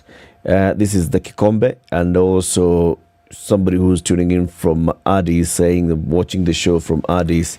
Ndu Oko is going to be away for a whole week. She's traveling. She's about to land in Nigeria. She's going to visit her mom and her family. She's going to spend some time with them. It's good, important to recharge body, mind, and soul, and that's what she's going to do. We are joined this morning by Herman Manyora, who joins us now in the studio. He's a political analyst. Herman, good morning. Good morning, sure, Eric. Mambo namna gani? Mambo nzuri kabisa. Yeah. Had a good Easter. Well, yes. Well, yes. Easter haijaisha bana. Easter hasn't come to an end. Easter ilisha jana. It did not end yesterday. Leo ni bakshishi. If it ended yesterday, we wouldn't have a holiday today. So Easter goes on. Yes. Easter continues. And for some people, it extends to Wednesday. Okay. Or the entire week, like Ndu. Like Ndu. Ndu is having a whole week of Easter. All right. Herman, thank you very much for joining us. Thank you. We're having a mature conversation today. The headline in the Business Daily, isn't it? Herman, here it is. Over 82% of retirees back to work amid high... What do you mean? Back to work? Amid high inflation. What does that mean? So here you are. Oh, I'm back. What he means, how many here we are. Yes. Oh, yeah, you guys are. Yeah, yes. We are. Yeah. What does it mean? People over 60. Is it official going back to their stations or looking for other jobs? Looking for jobs. Oh, okay. Seeking employment. After retiring, you'll become a watchman. But I've been telling people, it's not possible. You know why? It's not possible to do it. It's so complicated. Life is so fast. People of my age, you can't survive in Nairobi. Nobody will chase anybody from Nairobi. You will just go. Even the roads are so complicated. Unless you are a rich man, to have people chauffeuring you around and errands. You know, to run errands in Nairobi, you go, you are the only old man, even in a matatu. It's difficult. Hakuna hapa rungu. Tutaenda nyumbani. Mtaenda. Tutaenda. Hamtambua na mtu. No. Nobody can chase you from Nairobi. No. Utapima, utaona, utajua. Let me go when we are in larger numbers. Fast, yes. Life in Nairobi is too fast. But don't worry, you're just a few of you, only 870,000 people. Only? Above 60 years. We are few then. Yeah, in a country of 50 million. We are nothing. 53 million according to some figures. You can stay in Nairobi. We can, eh? Yeah. You'll take care of us. Yeah. Shapatia kazi once in a while. City. Yes. The day's proverb this week, we are in Mali. We're in Mali, the Republic of Mali. A deaf man may not have heard the thunder, but will surely see the rain. A deaf man may not have heard the thunder, but will surely see the rain. Yes. Come on, what do you think the Malians are saying with this proverb? I'm not very good at these things. I like straight talk. Okay. He may not have heard a thunder. Mm-hmm. Munga is the expert. Let him tell us. Yeah, why this proverb, City? Well, we are talking about Mali, and we are talking about proverbs. Now, what Herman is suggesting that proverbs by their nature are so cryptic that sometimes it's difficult to understand. His point is valid insofar as it is his point of view. But proverbs are valid in whatever way you see it fit to interpret it. Because it's how it relates to you. So there's no interpretation that is going to be at the 100% proof. No, it'll just be an interpretation. You've listened to the proverb and you say, this is what it means, this is what it means to me. And the beauty of asking the question is, you then get that diversity of thought and the interpretation of meaning. Now that's the joy of a proverb. Yes. It's not a 1+1 situation. No. So take some time to think about it. We'll ask you again at the end of the show. Sawa? Yes. At the end of the show, I'm sure I'll have something. You'll have some interpretation. Especially with Nini has provided. With Muga's guidance. Yes. Herman, we've seen what's happened. Over the weekend, the whole conversation has just been on delayed salaries for civil servants. There had been some warning signals here and there. People who understood matters of public finance would say, we're heading towards this particular point. Now, here we are. The National Treasury is saying, in fact, brace yourself for worse times, because that's what CS Professor Njoguna Ndongo is saying. We are having a cash crunch. We have high debt obligations to pay, and our sources of revenue are dwindling. In terms of, we are able to collect, KRA is able to collect, yes, but when you go to the market to get money, we are not able to get money that we want in the market. So our headroom for debt is also reducing. What do you make of this situation? There's so much you can talk about these salary delays and cash crunch and all the things people are talking about, including experts. But a number of things come to mind. One, it proves that Gachagua was wrong when he said they didn't find money, because they are saying money you collect and use, which is how governments work. Now I think they are coming to terms the reality is that you collect and use. So they could not have found money. What was it? What could it have been doing? Now they know it is true that you can't find money there. Secondly, and much more serious, if I want to run for president in 2027, and I could want to run, I must have a fairly good idea of what I'm going into, what I'm getting into. You cannot be a serious presidential candidate and fail to know the state of the country, the state of the nation in terms of the economy, in terms of the politics, and many other issues. So you cannot get to State House and begin saying you are learning that the country is broke. Then you are not fit to be president. But again, another problem here is the economics that the Kenya Kwanza team with David Ndia and the rest, I told them, you don't seem to understand this country.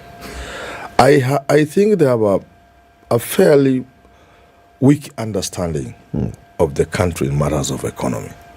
And if they continue lamenting before facing the challenges square, we will get into big trouble.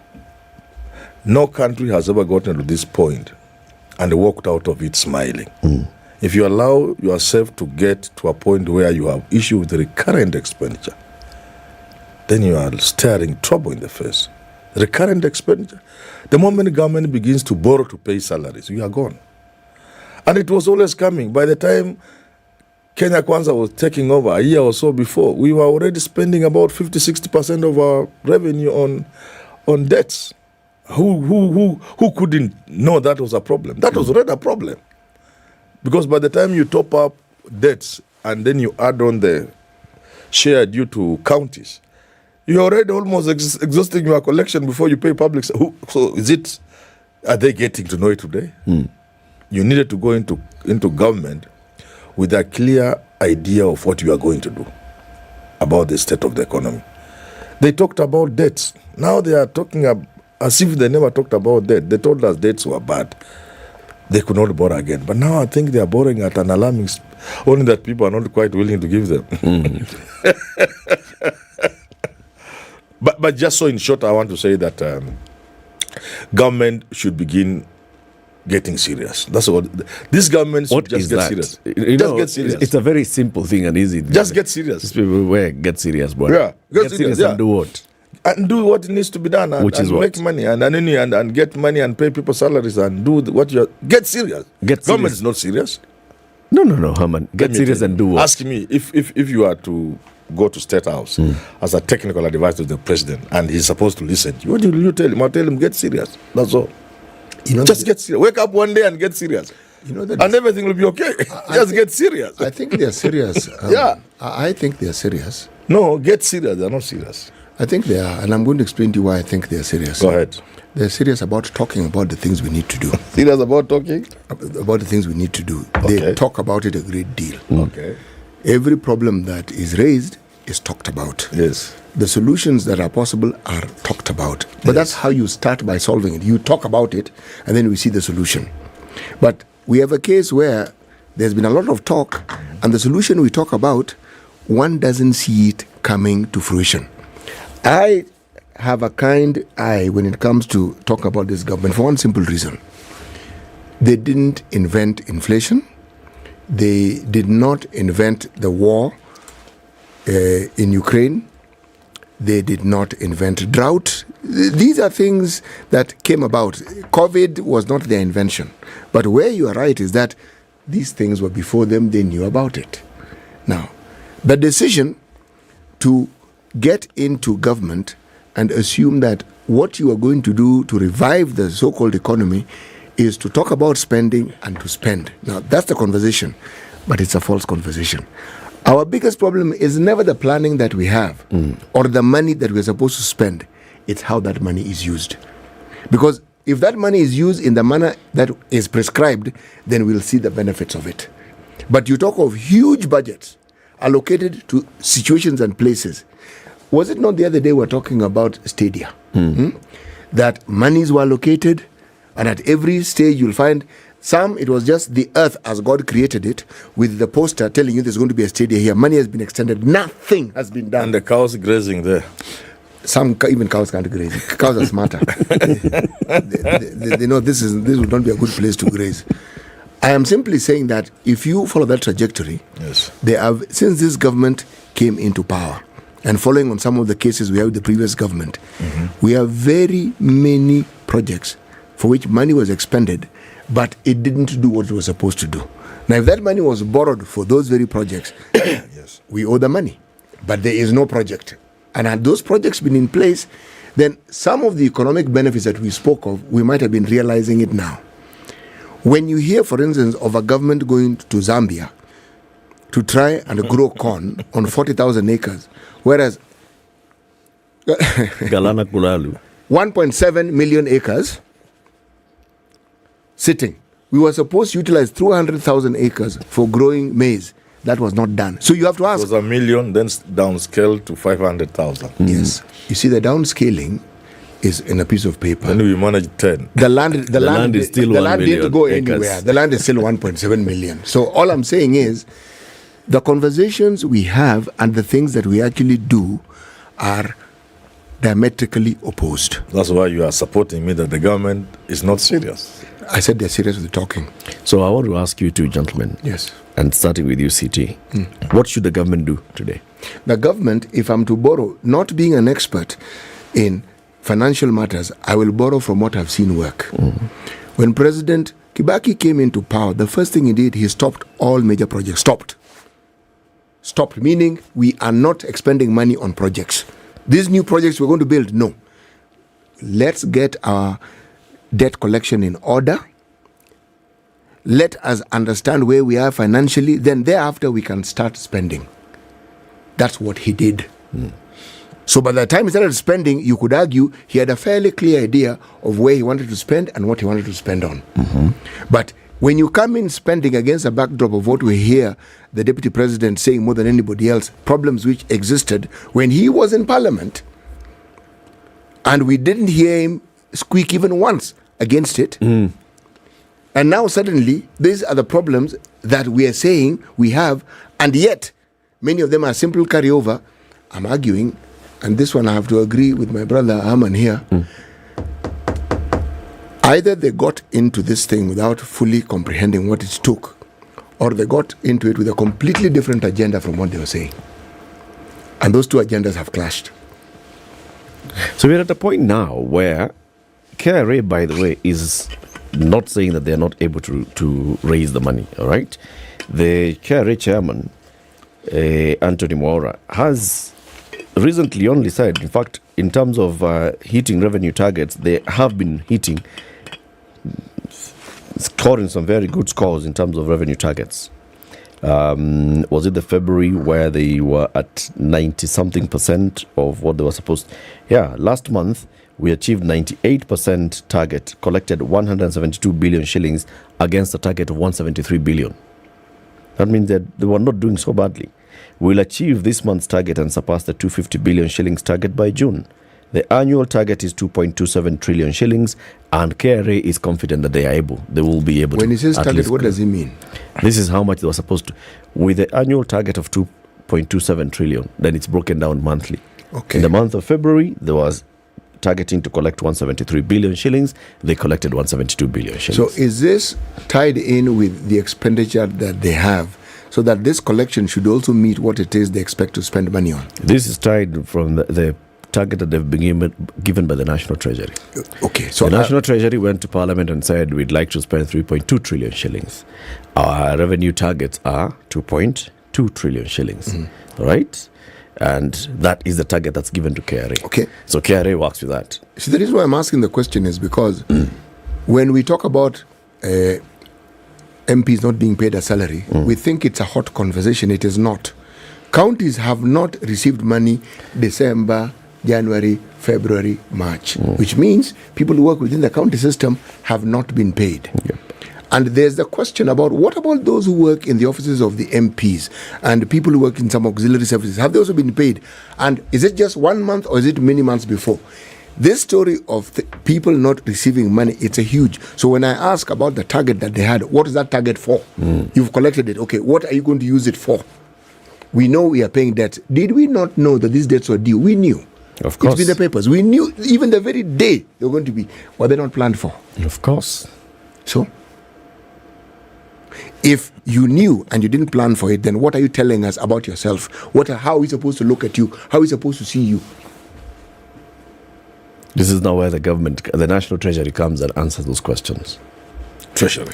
Yep. Well, our boss of Treasury has told us what we already know, that we are having hard times. We know we're having hard times. Why is he telling us things that because these things were due at this time? We know we're having a hard time. We've known for some time.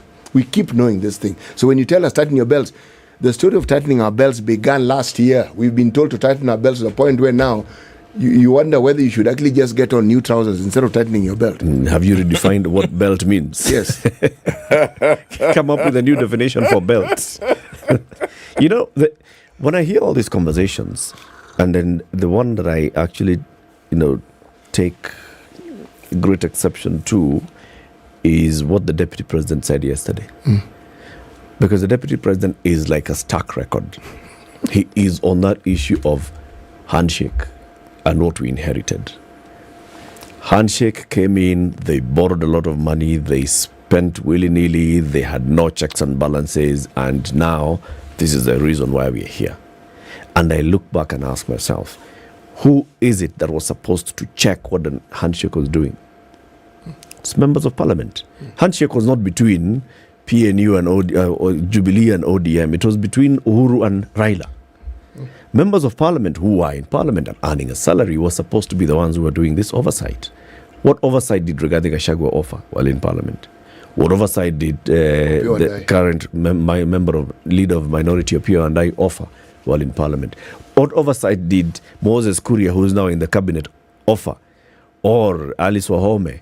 Or Eden Duale? What oversight did they offer when they were in Parliament? Now they can come and tell us, those guys are the ones who messed up. Messed up what? But they haven't even identified the mess. They don't even know what the mess is. Yes. They just know they borrowed a lot, and that's why now, any new shilling that comes is going to paying debt. I think this job is too big for some of these guys. When I say they should get serious, I'm dead serious. Just get serious. If you want to sort out things in this country, you get serious. If you get serious, what do? You assess the situation in the country and it's a serious situation. So you play the politics right. You cool the temperatures. You do not fan the temperatures and make things worse by using foul language against your opponents and taking Kenyans back to elections, and they have given you power. But more importantly, you get serious by putting a team in place. When the president put up the current team, I said this will be his undoing. Because the president is a very capable leader. There's no doubt about that. The president is hardworking, is focused, and he's very intelligent. No doubt about that. But you see, there's just so much an individual can do, and that's how a team comes in. So if you do not form a cabinet of people who can help you, you end up doing the job yourself. And I said this many times. I said the president will get to a point where he will realize he needed ministers, because he's playing the game as if the way I was taught when I was being taught how to drive. The instructor told me there will never be a day when the road will be cleared for you to drive alone. So the president is informing his cabinet of people who was behaving as if things will be so well in the country, he will be running government himself. But I pointed out to him, my friend, you'll be forced into politics at some point. And now he's forced into politics. Attending to politics means he has no time to run government. No time to run government in a situation where you have no team to run government. Because you thought you would do it yourself. I have no doubt in my mind, informing his cabinet, the president had no intention whatsoever that these are people who can run government for him. I mean, the president is an intelligent man. Looking at these people, he knows they can't help you run government. So what was he saying? He will do it himself. But he didn't know the road would not be cleared for him to drive alone. Raila will come with the politics. The moment you turn away from economics, from running government, from running day-to-day running to go into politics, the economics will suffer, and that's why we are where we are. So the starting point for the president is to be serious. To be serious means he must face this politics in a serious way, not the way they are facing it. This is a political crisis, whether you like it or not. So you face it knowing this thing will consume your time. Even if it doesn't take the country down. I've been running a hashtag, this country is too good to go down. Even if Raila doesn't go to that far to take the country down, your time will be spent on this thing and you'll have no time for anything else. That's already bad enough. So you play the politics right so that you have time to attend to the economics of the country. But even then again, you still can't do it alone. You need a team. So when he's handling this politics, as you say, he should be serious and handle the politics. What should he do? Just to accept that things are not well in the country. So what? Handshake with Call Raila. a national conversation. We need a national conversation. We need a national charter. Whether we get it today or not, the truth is we need a national charter. He says he's already called one. That is, you can see both sides are not serious. They have to be serious. We need a national conversation.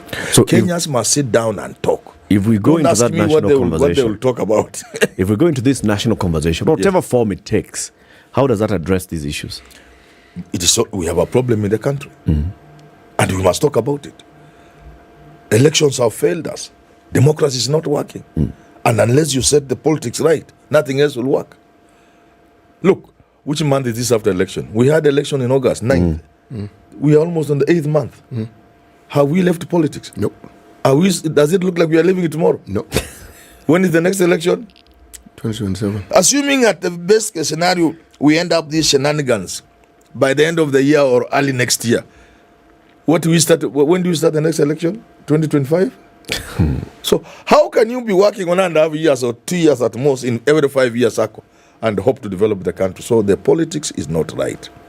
We must bite the bullet, sit down as a people and say, so far the infrastructure we have put in place is not served us since in 1963. We must re-examine, do what we can do now and continue improving on it. But if we behave like the proverbial ostrich with the head in the sand, this country will burn one day. Let's take and a that break. day is not very far according to me, and I fear. Let's take a break. Professor Herman Manyora, CT Muga, and Eric Latif. This is Kenya's biggest conversation at 29 minutes to 8. Have you subscribed to Showmax? Go to showmax.com today. Watch whatever you want, anytime, anywhere, on any device. And there's a new show on Showmax. It's called Second Family. And this is the second family of the gentleman that we're told of, Mr. Langat. Mr. Langat, very wealthy guy. Mr. Langat dies. Mr. Langat's family now comes up and they draw daggers at each other. Have you watched the first episode? Please do so on Showmax. Kenya's biggest conversation takes a break. Let's take a look at the traffic. I'm seeing there's an issue at Mau Summit heading towards Nairobi. What is that big issue? We'll tell you shortly about it. Good morning. This is the Situation Room, the only way to start your day.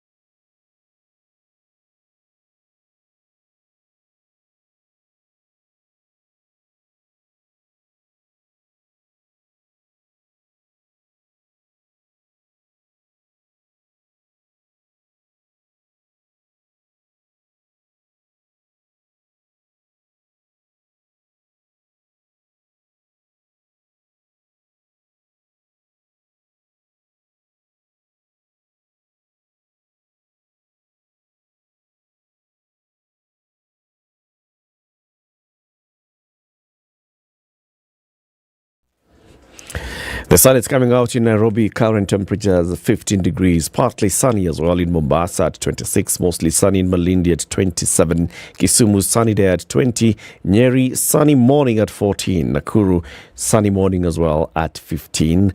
What's happening in Kakamega? Sunny morning at 13. And Eldoret sunny at 16. Kampala sunny at 20. Johannesburg light rains this morning at 14. Dar es Salaam sunny morning at 25. Kinshasa mostly cloudy at 23. Lagos, Nigeria mostly cloudy at 27. London has been raining overnight. It's still raining and heavy winds there at 11. New York clear night at 6. And Paris mostly cloudy at 8.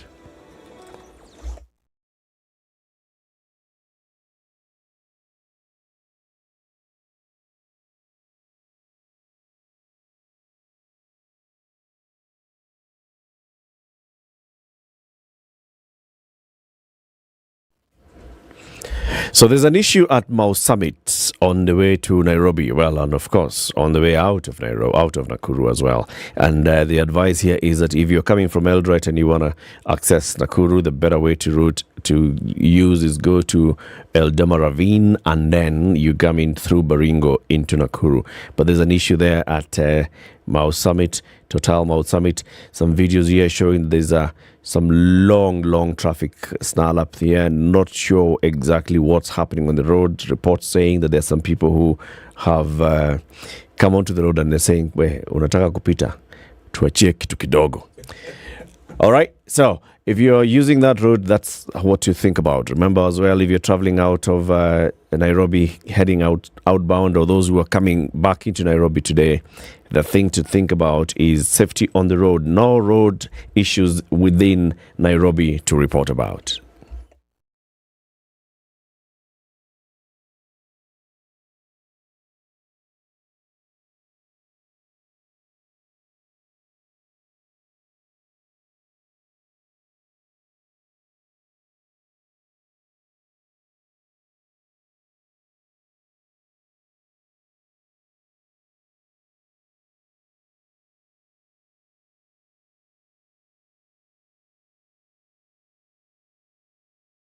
24 minutes to 8. The conversation continues. Herman Manyora is our guest this morning. Ndu Oko is taking an elongated Easter holiday. She's gone to Nigeria. C.T. Muga is here. Herman, you're saying that we need to address the political situation that we have. Yes. And you're calling it a national dialogue. Yes. What, in your opinion, should this national dialogue look like? Just to ask ourselves, why are we where we are? What is the problem? And answers will be found, so long as you get the right people to sit down and look for the answers. Why are we where we are? This many years after independence, we are still we are seeing the lives of poor people of 19th century. Why the challenges we identified still there with us? The challenges were so clear: ignorance, poverty, and disease. We are almost worse than we were when I was a kid, and Muga here will attest to that. You just walked into the hospital and got treated and went home. Treated and got medication. And nobody ever asked you for anything. We went to school, we got books. So there's a way in which we are reversing. So that's the beginning point. Why are we so poor? Why are we still a dirty, poor third world country instead of being a first world country? And the answer is simple. What's the answer? The politics is wrong. We got our politics wrong. Didn't we try and fix that problem? We didn't. With the we got 2010 lazy people sitting down. We got lazy people and some hecklers in bombers and other lazy people by way of experts.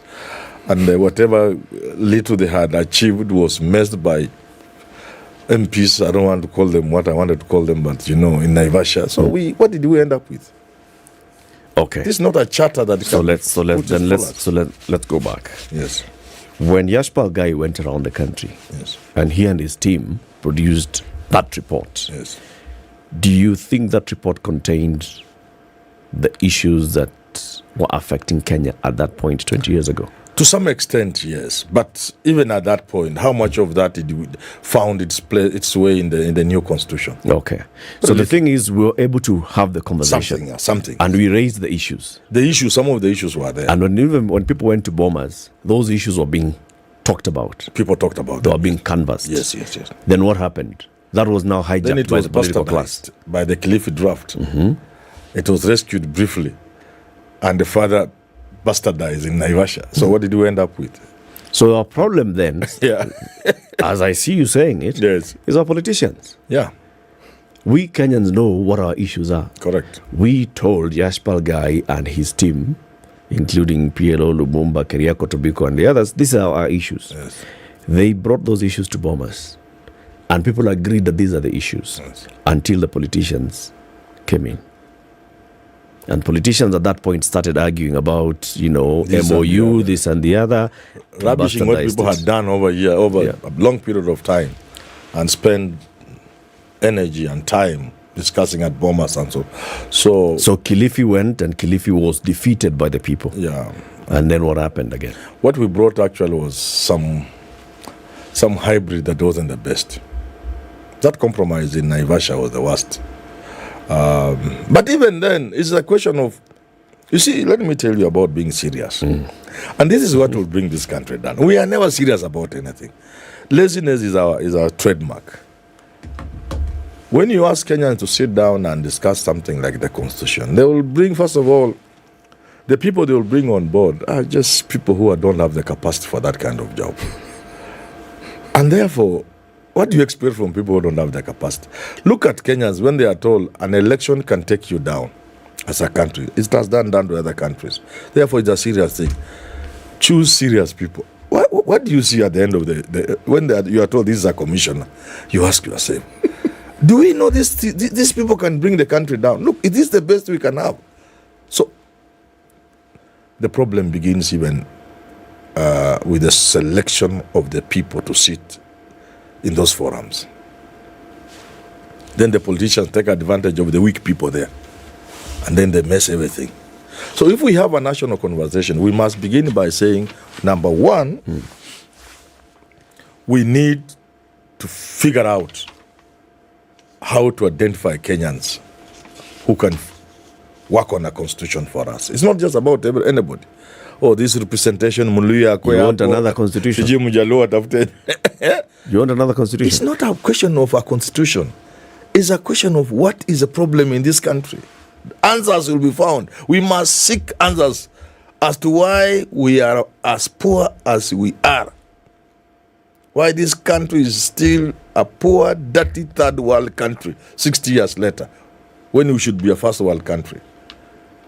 And the answer I said is politics. So how do we fix our politics? By removing the There are certain issues, let me tell you, Eric, there are certain issues which there is always a beginning point in solving a problem. You understand the problem. The problem in this country is about entitlement. Some community believes they are entitled. This sense of entitlement. And I've said it many times. This is what Raila and Uhuru had come to accept. That unless you address the issue of one community later joined by another one, feeling a sense of entitlement, and another community feeling a sense of betrayal and persecution. Our politics has been about Luos and Kikuyus in this country. The Kalenjin wamekuja tu beef up kidogo. So if you don't address that issue, that's what Raila and Uhuru were trying to face head on. Can this country belong to all of us? If you don't answer that question, your children will answer it, and they may not answer it on a table. They may answer it somewhere else in a bad way. We have to answer that question. Does this country belong to all of us? Can Eric Latif campaign to be president, win, and we give him the presidency? If you don't answer that question, then it's a waste of time. Can you campaign, win, and we allow you to be president? Just like that. It's as simple as that. So you can go around all these issues. The question is, can power leave a certain club and go to an outsider, a non-member of the club? If the answer is no, then this country will one day square it out in a bad way. So the best way is for us to start by saying, let us make it possible for any Kenyan to be president in this country. How do you do that? The questions will be answered. I don't have the answers now. We shall have to answer ourselves. What is the problem? Is it the election? Is it the infrastructure? Certainly it's not IBC the way we cheapen it. If it's about election, it must be an entire electoral infrastructure, an ecosystem that can only produce the winner and nobody else. If it goes beyond that, what is the problem? We have to address it. If it's a question of structure, Americans addressed it. They realize if we don't take care, 2 states or 3 will gang up and rule America forever. So they addressed it. Moi addressed it in a small way. You remember the 25% in 5 provinces out of the original 8. Mm-hmm. We improved on Moi by saying 50% plus 1. Has it served us? Is it still not possible for Luos to gang up with Kikuyus and rule this country forever? So those are issues you must address. If you don't address them, your children or grandchildren will face each other in some field, and the results will be disastrous for the country. So this country must accept their demons. Face your demons and address them. The demon in this country is, can any Kenyan become president in this country? The answer is no, for now. I'd like to append to what Herman is saying. Yes, the discussions around the Kilifi draft of our constitution and then the Naivasha, we always avoid talking about the individuals who stood out in these discussions, because if anything untoward happened, it is them on whose shoulders this thing should fall squarely. Okay? Clearly mistakes were made then. But where we didn't make a mistake was we created what we call a county system, 47 governments. It was supposed to help address the very thing Herman is saying. Now, you've heard me say this before, Eric, that there was a body that was created to try and shepherd this constitutional change, but they were given only 5 years. And I asked the question, were 5 years enough?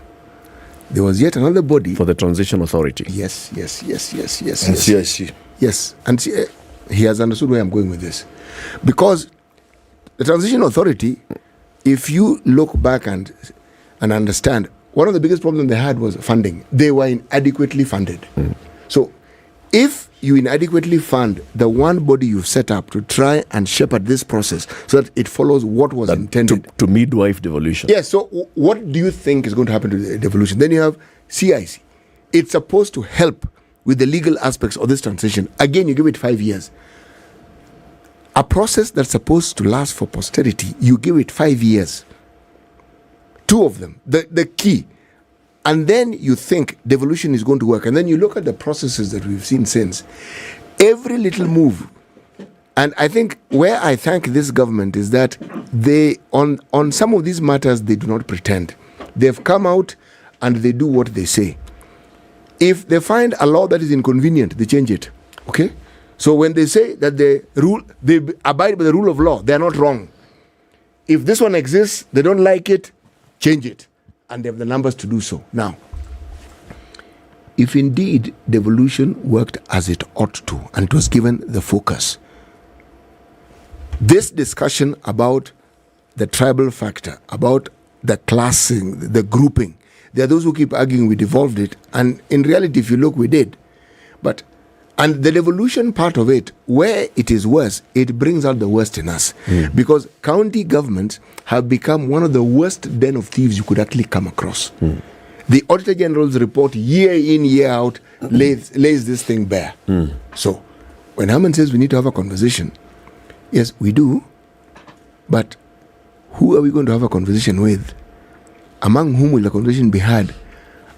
And beyond what we discussed and which brought about what we currently have. Yeah. What are we going to have? Because we have the structures, but there are people who are deliberately ensuring they don't work.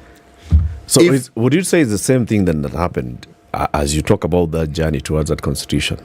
Bomas, there was infiltration of politics and the politicians that scattered that process. Yes. We ended up in the 205 referendum that scattered, that finished that whole process. We restarted the journey with the committee of experts. They gave us the harmonized draft. It was taken to Naivasha again. You've said it was stripped.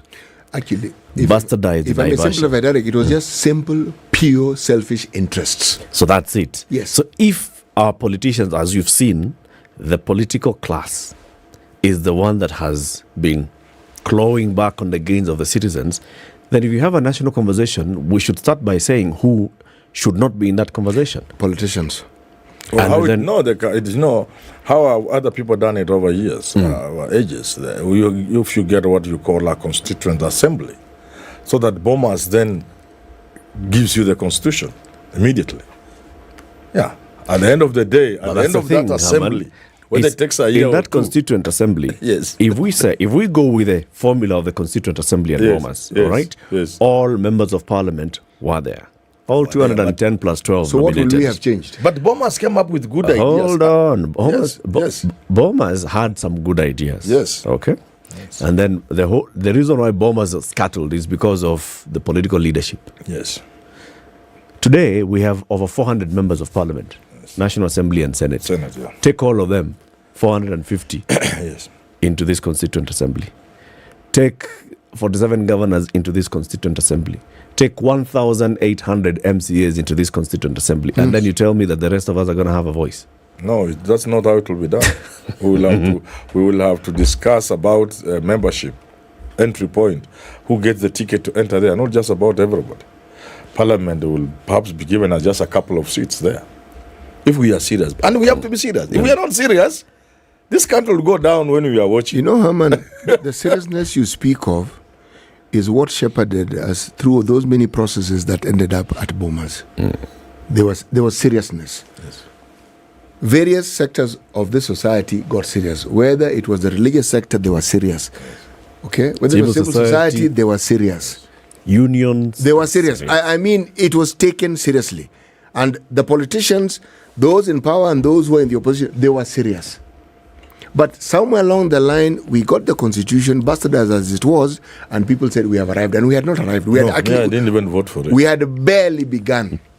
I thought we will be giving ourselves a false start, which is true. Look, this is not a constitution. This is just a job. And the constitution is continuously being What? If you look at Bomas, it may not be the best, but look at it in terms of devolving power through devolution. We are talking of regions, not these tiny little things we are calling counties. We were talking of original 8 counties, but then we agreed we could expand 8 to maybe 10, 12, maximum 14.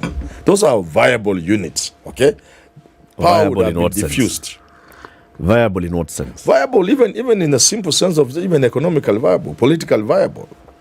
You know, a region in Nigeria is a viable unit.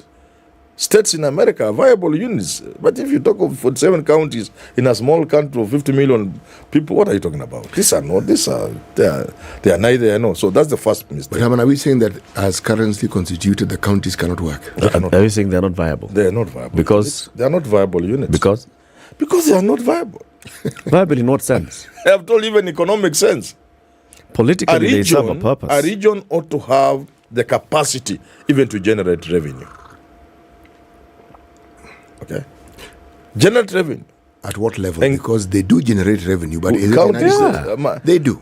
They call it on-source revenue. How much do they get?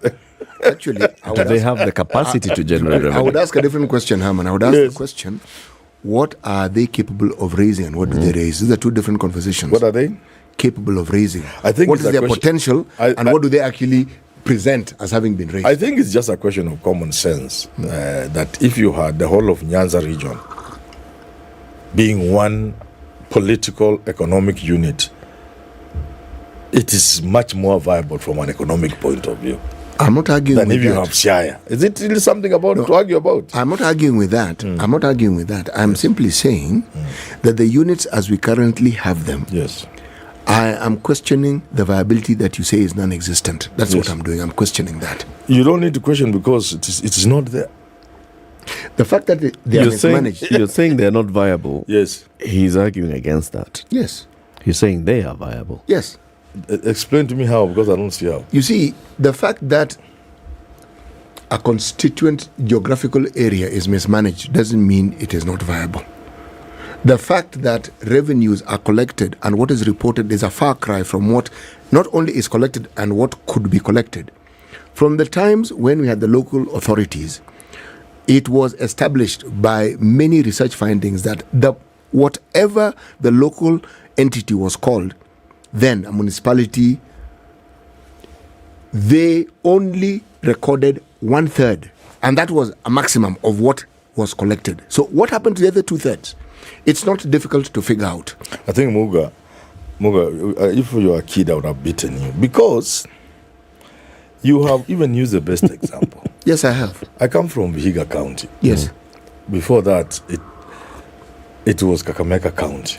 Now, you cannot compare the large Kakamega County in terms of viability in whatever sense with the little fragmentation that produced I don't know how many counties. I now understand why. How many municipalities, I don't know how many local county councils. Kakamega County Council. Broken letter into Vihiga County Council, Kakamega County Council, Julugari County. Finally, Mumias, Butere. Actually, I know. You cannot compare even an administrative unit called a district, Kisi district. You cannot compare Kisi as a district, whichever meaning you give to the word viable. And the little things that Kibaki later produced, calling them district, it is a no-brainer, my friend. Actually, it is not a no-brainer for the simple reason that some of these units, small as they seem, and coming from Vihiga, I can understand where your beef is. I understand fully. It's the same with constituencies. The determining factor usually is population. Over time, there are more people, so representation, for it to make sense, people are given, you hive off a portion. Now, your argument is sometimes you don't need to hive off. You need to keep it as a unit. Yes, politics plays into it, and sometimes it waters down the process. But if you're talking about just a very simple process of self-determination, in my mind, the county system brought that to the fore, meaning, okay, so you are a people. For whatever, however you want to configure it, but you are a people. I am arguing, is it possible for these units as they are right now to be? And I'm saying yes. They are not. I am saying yes. They are mismanaged. Let me give you another example. A city. Yes. Let me explain in another way. A governor in a country like Nigeria, when he speaks, the country listens, the president listens, because he's carrying weight behind him. But when you have 47 little fellows in a country of 50 million people, this thing is really getting. Boss. This thing, but he has told us comes from Vihiga. So I'm saying, Bomas was talking of viable regional units. People feared Majimbo. The word Majimbo was frightening people. So that's what scuttled this. But I also look at it politically, Muhammad, and think, so let's say that Nyanza was producing one governor. Yes. All right? Yes. Would there be the national problem that we have, would it be playing out in Nyanza at county level? Where is this governor coming from? No, of course. Is the governor coming from South Nyanza, or is he coming from the other side of Nyanza? When I say is the governor coming from? Is the governor representing Kisii, or is he representing Luo, or is he representing? Finally, you go down even to the village. Which village? But that's where the thinking comes in. After the region, looking at our unique situation as Kenyans, can we now change it? Can we look into below the regions? What could we have? Maybe now the current counties. Below that, so it's a question of thinking. So we'll multi-layer this thing. Yeah, you could multi-layer it, no problem. And the constitution provides for the same. But Herman, let me read a comment here. Yes.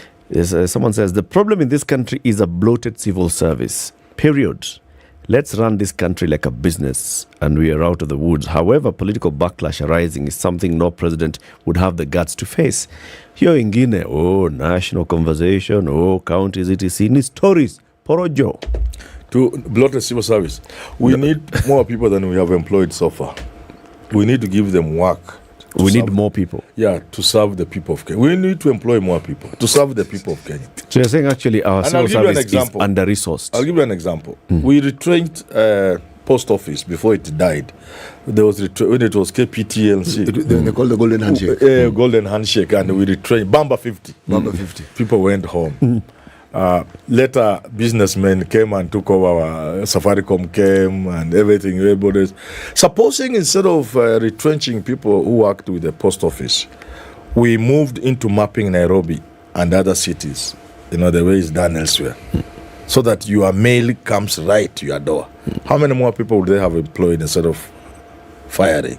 We need to be creative, innovative, and think about this country. Instead of shrinking the workforce, we need to expand the workforce, because we have children coming out for schools, we have young people looking for employment. We cannot talk of retrenching people. We should talk about increasing this workforce, but making them serve the people of this country. Look, if you are in the village and you try to do something small, you realize there's no expert around there in any area. If your car breaks down, hakuna mtu wa kukusaidia. If your water is not working in the house, hakuna plumber. If you want to plant cabbage, you don't know which variety. Extension workers are not there. And you say we have a bloated workforce, we need more civil servants. We need to employ more people, but not in the manner in which counties are doing. I'm back with the counties. But we cannot end this without saying one of the good things that came from, another good thing that came from Bomas was also the structure of government. This must also be addressed. And this national conversation I'm looking at must produce a structure of government that diffuses government, so that the president shares that parliament, but that power with a couple of other Kenyans. You can call them what you want to call them, eh? Sawa. Yes. The conversations continue. In the next hour, we are going to welcome Reuben Kigame, who is a political activist. He was an aspirant in the last general election. He'll be here with us. Haman Manyora is a political analyst. Will you stay on? No, sir. Okay, sawa. Haman goes for Easter. I would have loved to say hi to Reuben, my friend. Atakupata hapa. It's 8 a.m. Time for the news.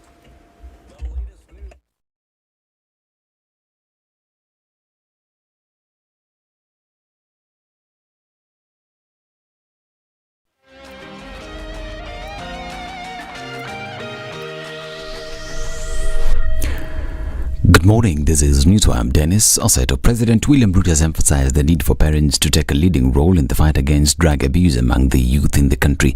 The head of state regretted that the drug menace in the country is taking a toll on the lives of many youth. He urged parents to be more keen in exercising their God-given role of raising responsible youth. He said concerted efforts need to be adhered to for the country to realize its objectives.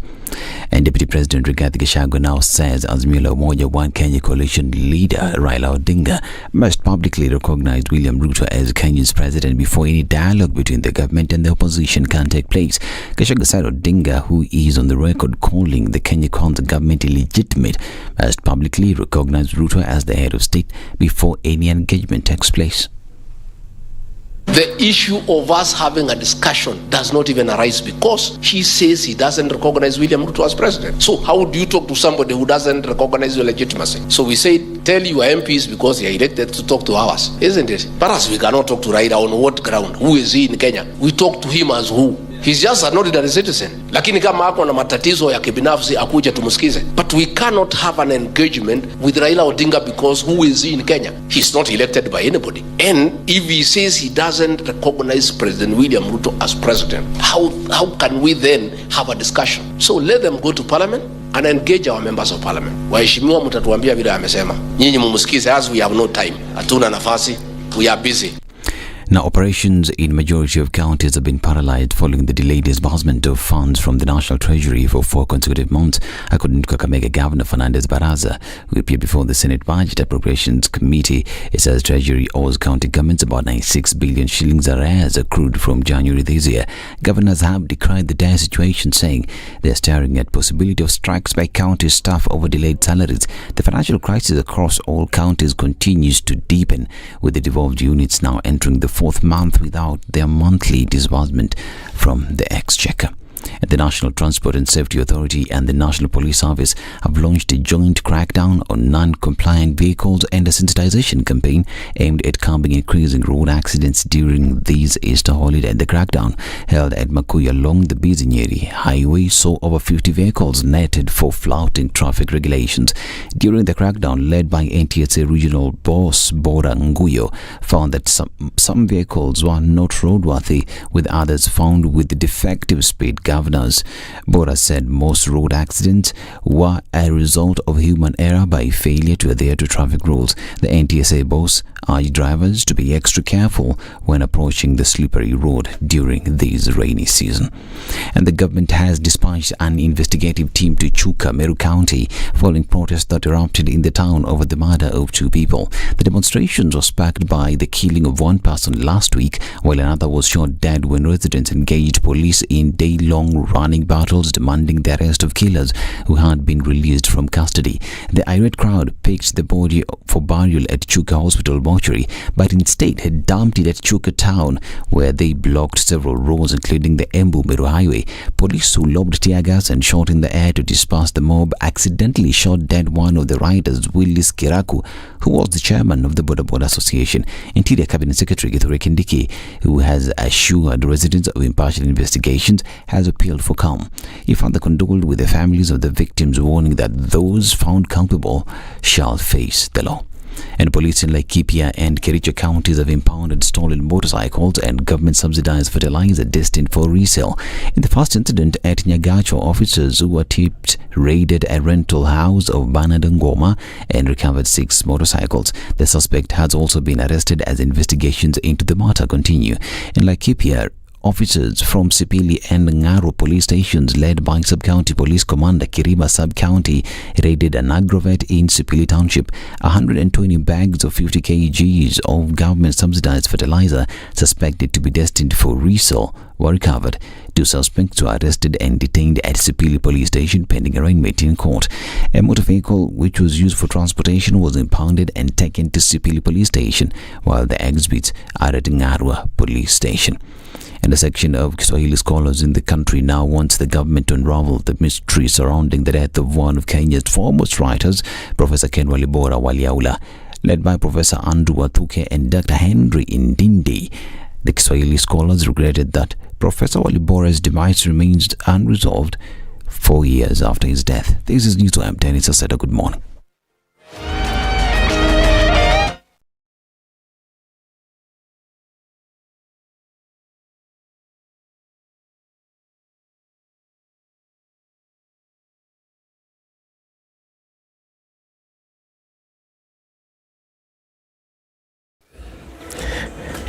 Nothing to talk about in Nairobi in terms of traffic, but there's an issue here at around the Emara Ole Sereni Hotel as you get into the southern bypass.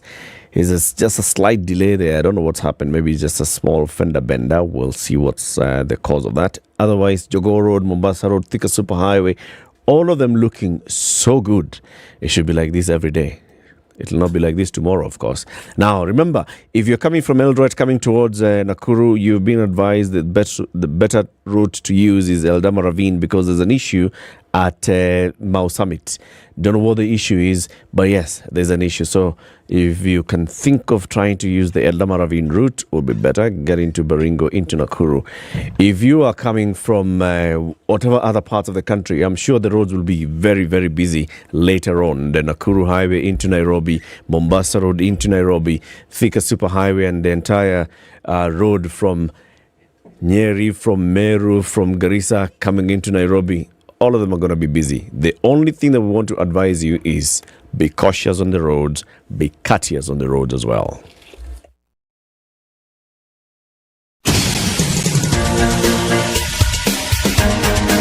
This is The Situation Room, the home of hard-hitting political commentary and penetrating insights about the state of the nation. This is a talk radio experience like no other. The Situation Room, a place for hard truths, debates, and elevated conversations. The Situation Room, witty, political, engaging, deep, controversial. In the room, we have C.T. Muga, researcher, academic, seasoned political observer, a fountain of wisdom in these politically uncertain times. Ndu Oko, Nigerian by birth, Kenyan by choice, communications expert, Pan-Africanist, a truth seeker and believer in people power, and Eric Latif, agent provocateur, the man in the chair, seasoned journalist, news hound, a man who believes in punching up, not down. This is The Situation Room, the only way to start It's your 8 day. minutes after 8. The conversation continues on to the third hour of The Situation Room this lovely morning, 10th day of April 2023. It's Eric and C.T. Muga. Ndu is away. She is taking an entire week off to go and relax and chill in Nigeria, meet with her folks, enjoy some family time. We're joined by Ruben Kigame. Ruben, Happy New Year. Yeah, Happy New Year. You know, it's been a while. But it's been a minute, as they say. As they say, it's been a minute. Karibu sana to nice to see you guys. I'm still complaining that you sound too fresh for Nairobi. Hey. So, and this sort of freshness, where do you witness it? In Eldoret. In Eldoret. Of course. But we say. No, you guys sound as good as ever. I listen to you every so often. Asante sana. Yeah, interesting issues. When did you come to Nairobi?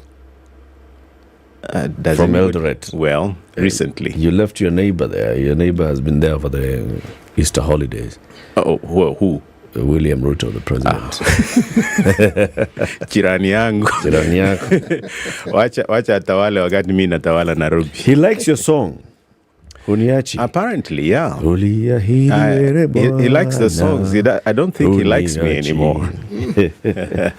Oh, you know the song too? Man. Of course. It's a very good. What is Dahari though? Dahari is like endless. Mwisho wa Dahari would be endless time. So it would be a time syndrome there. Yeah. So end of the age, I think it would be age. Okay. Yeah, it's a time factor. Okay. There are many people who say hadi mwisho wa bahari.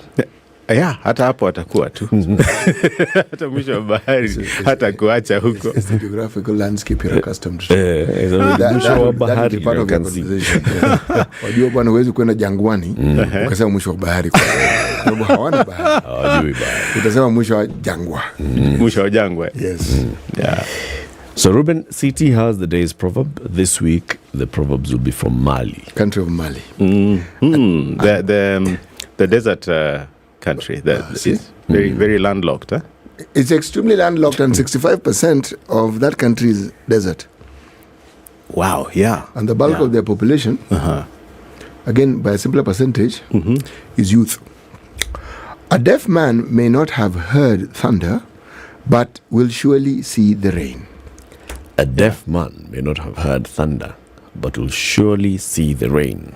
You may not see the enactment of something, but the consequences you'll always see. Is that absolutely true? Absolutely true. And here you can't miss the consequences. No, consequences. Upende uspende. Tabidi. They'll come knocking. Wow. And you said 65% youth? Yep. Actually, to be precise, 67. Not even 67%. So, of course, natural calamities, the disasters, the desert factor. No, theirs is mostly the wars. War, yeah. The wars that have been fought in that country are many. But it means they're also giving birth to a lot of children. Yes, they are. Islam? And some of the, yes, they are Muslims, which means that you are permitted by law to have up to four wives. Yeah. Yes. Yeah. Good religion, that. And there's a point. We can talk religion all we want, but that will certainly give you a lot of children. I have a friend in Columbus that comes to Kenya every summer, every June, July. He's my official barber there. And he says, mimi nakuja Kenya kuzalisha. That's all he does. Raha, ona wazazi, get some children, go back with 3 or 4. Yeah, go back. All right. What is he trying to start? A new clan? Or a new tribe? Well, does it matter? That's how population comes up. Ni kazi bana. Ni kazi, ni job. Ako job. The two of you need to define Ako dini. Yeah, ako dini. Yeah. Ruben, state of the nation. There's a lot that's happened. Yeah. Even after the elections into this new administration, 8 months down the road, the state of the economy, we can now see, the national government is having problems with paying staff at the national government. Oh, it's terrible. The country has not sent money to counties for the last 4 months, so county governments have not been able to pay salaries. Yeah, for so that's months. only one part of the story. The next one would be whether we'll be able to pay debts, because a chunk of what we collect actually goes to debt settlement. We are left with very little to spend. So maybe about 60 to 70% is disappearing to debt. The question is, are we on schedule with debts? So we are seeing the repercussions of that now, but sooner or later somebody will come knocking. So what the government is saying is that one of the reasons why there were delays in payment of salaries this time is because the money that they had, they first wanted to make sure that we don't default on loans that were due. So far, no default. But then that balancing act comes in. You would have wanted to be president. Yes. Had the entire process gone through, had Chebukati allowed you to be on the ballot, had the people of Kenya voted for you, you would have been president. You would be the man who would be looking at now. Yes. 8 months down the road and asking, where Ruben? And City put it very well the last time I was here. And that is, it's a very difficult position. It's not one you desire to go into, especially if you live in Kenya, and imagine that you would, you'd go scot-free. Everybody will be on you. Now, I wanted to be president because I believe the kind of challenges we are dealing with are known. Everybody knows the challenges, but we are approaching them the wrong way. Let me give you 2 scenarios so that we stay focused to the end of the program. Okay. It's about 2 analogies. You can run this country either as a family or you could run it as a company. Brigadi would like us to run it as a company of shareholders. But Kenya is really a family with its unique problems. Now, how do you solve family problems? Quite differently from how you solve company problems. If you marry, or whether you marry a divorced person or you marry for the first time, you take up responsibilities. If you take on a company, you run according to rules. They are given rules and so on. And the principles of running a company, principles of running a family, different. Now, how do you run a family? Because Kenya, I believe, is a family. You run it as a parent. You look at what, who is with you, how many children you have. You look at the needs you have, where you live, what kind of house, what kind of food. And you decide, this house is too expensive for me to live in. I'll go into a cheaper house. We're eating 3 meals a day. Wacha tukule moja na nusu or one. So that you manage, you live within your means. Now,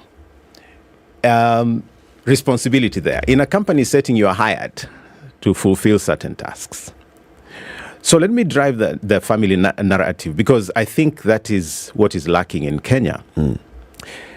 Every time we have a family problem, we hire somebody to run the family. And that is not going well. So the problem is, we know the issues in Kenya. We know we are hungry. We know it's too expensive to live where we live. We know that somehow the banks will come knocking because we took loans. But instead of dealing with those the family way, we keep borrowing, we go out, So that analogy itself, I hope stays with you, because it will answer a lot of why I would want to be president. The second analogy is that of an MRI.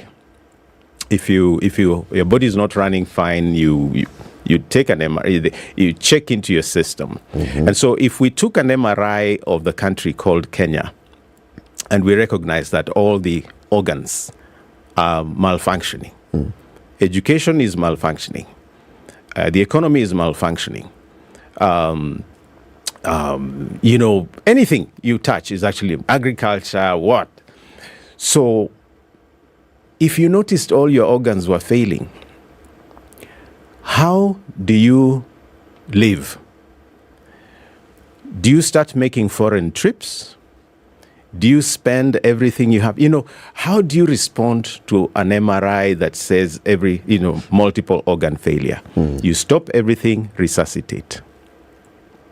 That is the problem we have as a country economically. So that if I was to sit down with Ruto today, I'd say, good man, my friend, we graduated almost, the same year. I'm 8 months older than him. I would say, buddy, good intentions, good energy, but you're going to sink the boat. Because you can see exactly what the problems are, but you're going it the wrong way. How is he going it the wrong way? If I look at those two examples, how is he running the family and how is he running the organs that are failing? So let's take the example of that we have no money. Okay. So, and that Grigadi says we didn't inherit anything, which are lies, but, and everyone says we have no money. So how do you handle the we have no money problem? You ensure there is money. How? So we'll check our priority list and decide, okay, if we spend this, we can survive. If we spend this, then we may not survive. So let's take the example of trips. Ruto and his team are making endless trips. Let's just take his own entourage, for example, to visit an African country. It will cost you a minimum of 100 million or thereabout. Yes, this is an African country. You're talking about advanced teams going into the place, security staff, and then the joyriders. So, which is also are there people who are joyriders? Of course. So that's Africa. Now, if you go outside Africa, say Europe or the US, and he's a darling of the US, of course, you spend more. Yeah, you could double that. So the issue is, if we have a money problem, Is it wise to keep making all these trips, or is there another way to do those trips? Is there another, could he Zoom, have an online meeting, make a telephone call, or invite these investors to come here instead of, So that's one thing. The other thing is... Wait, let's go with that one.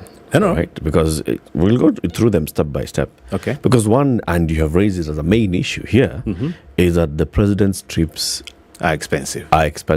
In fact, in most cases, are not unnecessary. There you go. Unnecessary. They spend what we're earning. Okay. Why would you say they're unnecessary? We can say, okay, they're expensive, right? Why would you say they're unnecessary? I would say if your problem is simply survival and it's cash flow, you don't then deplete your cash flow on things you could do different. Let me paint the picture so that you have, put the trips on the side burner.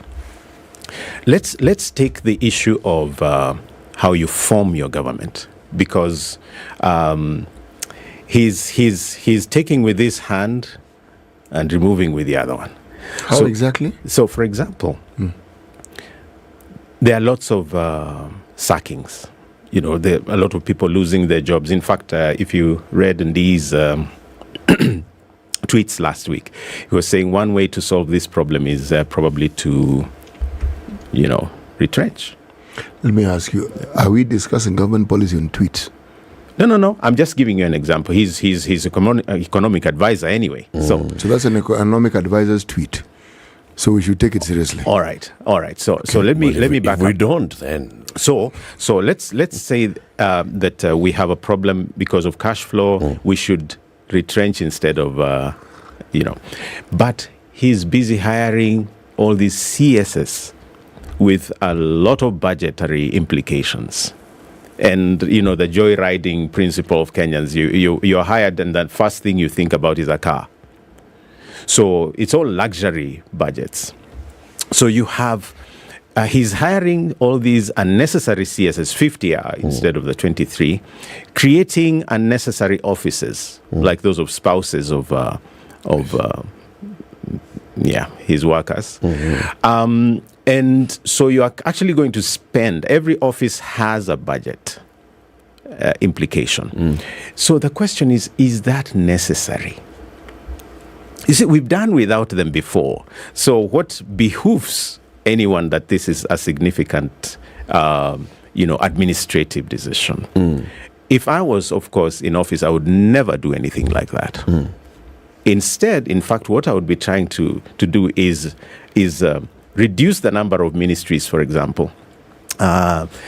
City may relate to this. The education docket, for example, has been so split. So it used to be, growing up, education, science, and technology. So there are, I'm just giving that as an example, that there are departments that can run together. And all you do is administrative control. So reduce the number of ministries, reduce the number of government workers, and instead take a lot more time to invest in production, so that instead of spending, you're actually producing. If, for example, in the family model, you took a loan and you used it to go for a trip, entertainment, and so on, you'd soon find that your same problems knocking. So you take a loan to invest so that it produces and gets you out of trouble.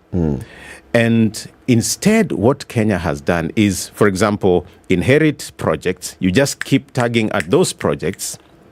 You start new ones, and you keep borrowing, and you keep spending.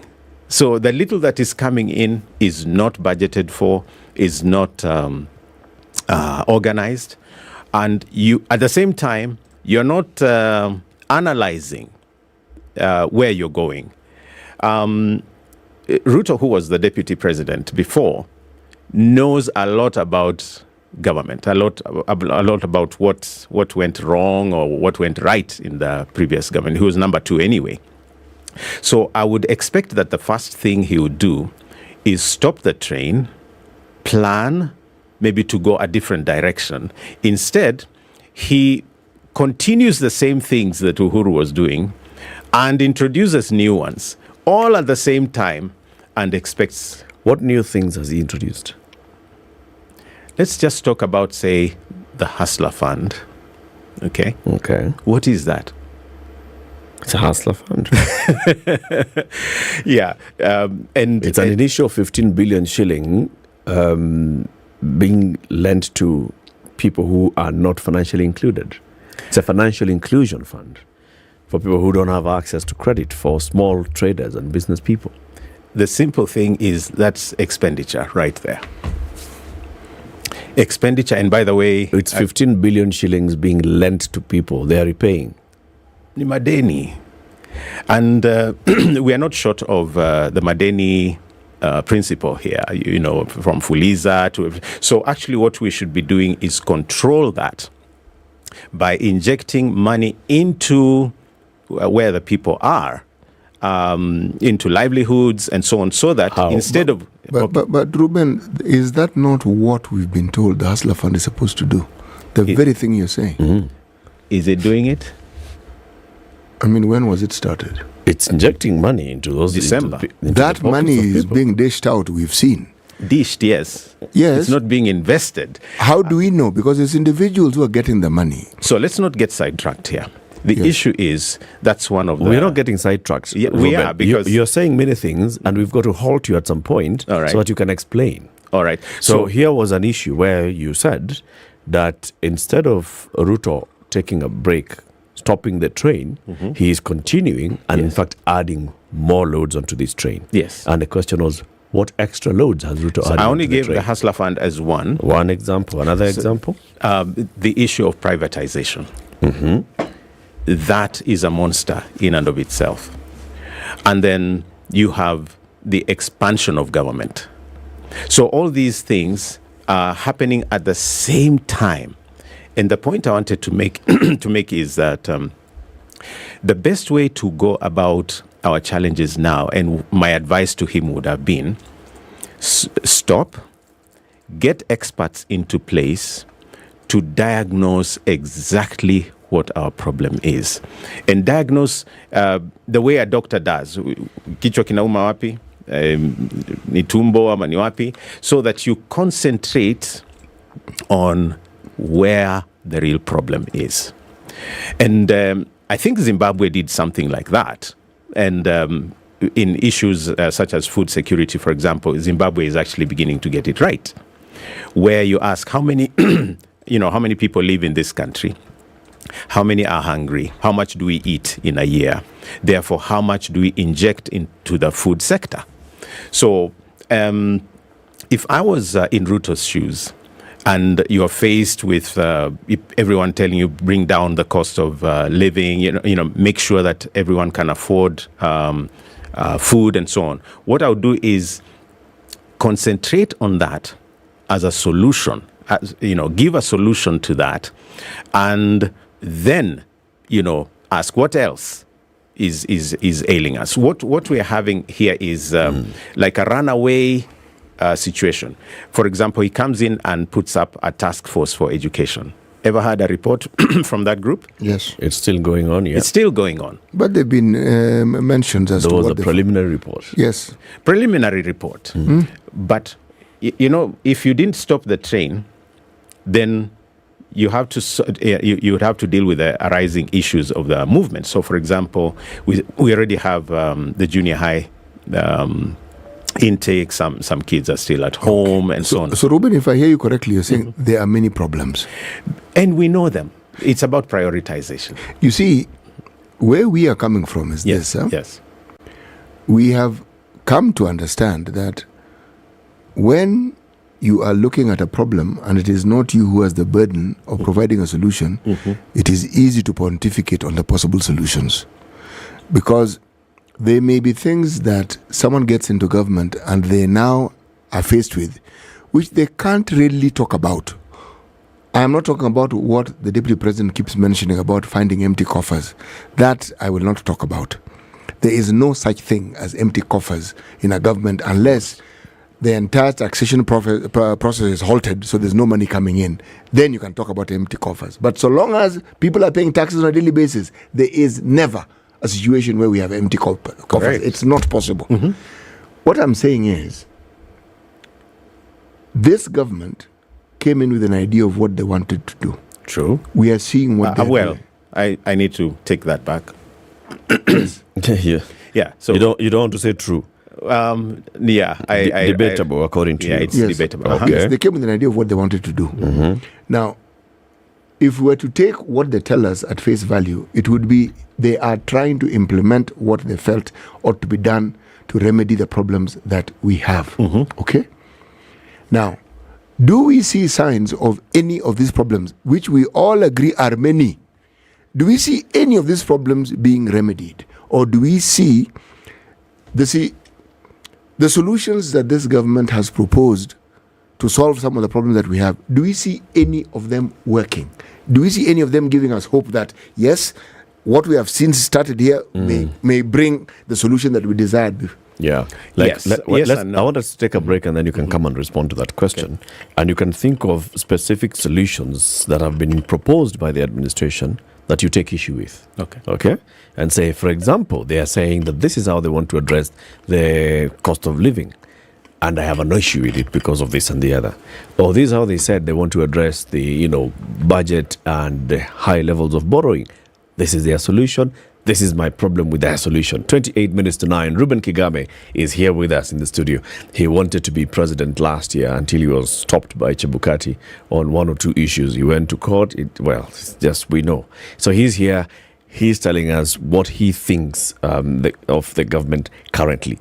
Is the Ruto administration on track? Does it have its handle on things? That's a question that we are asking Ruben. That's what we want to hear from him. Time also to remind you about Showmax and the new show that is on Showmax. It's called The Second Family. The Second Family is about the second family of this Mr. Gentleman who very rich, then he died, then one family comes out, that's the one that's known, and then a second family emerges and issues just hit the fray. Would you like to watch it? Just go to showmax.com, subscribe, and you get to watch perfect Kenyan series. Good morning.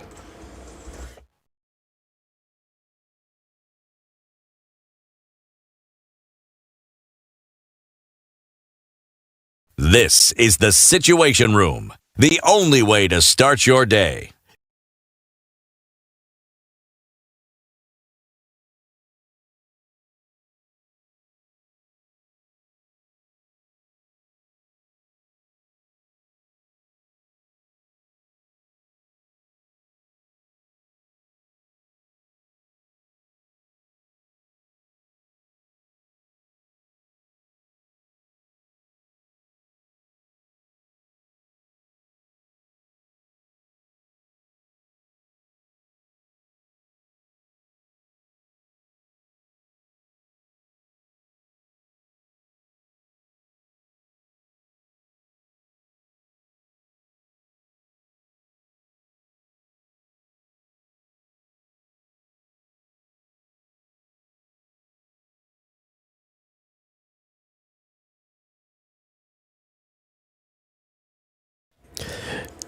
Sunny day in Nairobi. It's a sunny morning. Temperatures rising. It's now 16 degrees in Nairobi, 21 degrees and sunny morning in Kisumu, 28 sunny morning in Malindi. Mombasa partly sunny at 28. Nyeri is a sunny morning as well at 15. Nakuru sunny at 16.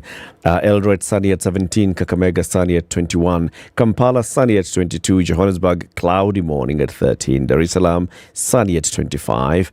Kinshasa 24 and cloudy. Lagos 26 and partly cloudy. London has been raining with heavy winds all night and all morning at 12 degrees. New York, it's a partly cloudy night at 7 degrees. And Paris is cloudy at 8.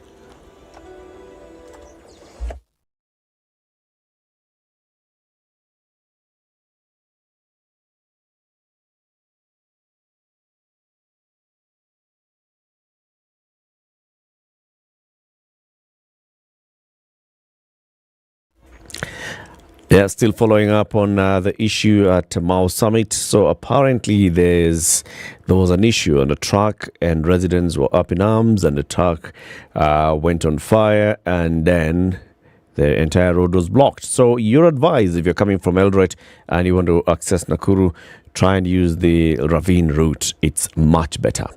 Road users want to reach their destination safely and on time. Yes, that's exactly what we want to see this morning. So if you're coming back into Nairobi from the Easter holidays, be careful and be cautious on the roads. Allow others to use the road as well. You're not the only one on the road. Just like Haman Manyora was told by his driving school teacher, there's no time when everybody will be removed from the road so you can use it alone. So just know that you're using it with other people. Be courteous. 24 minutes to 9.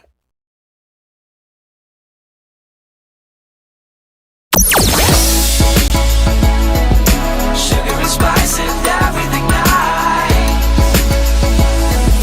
Spice FM. Spice up your life.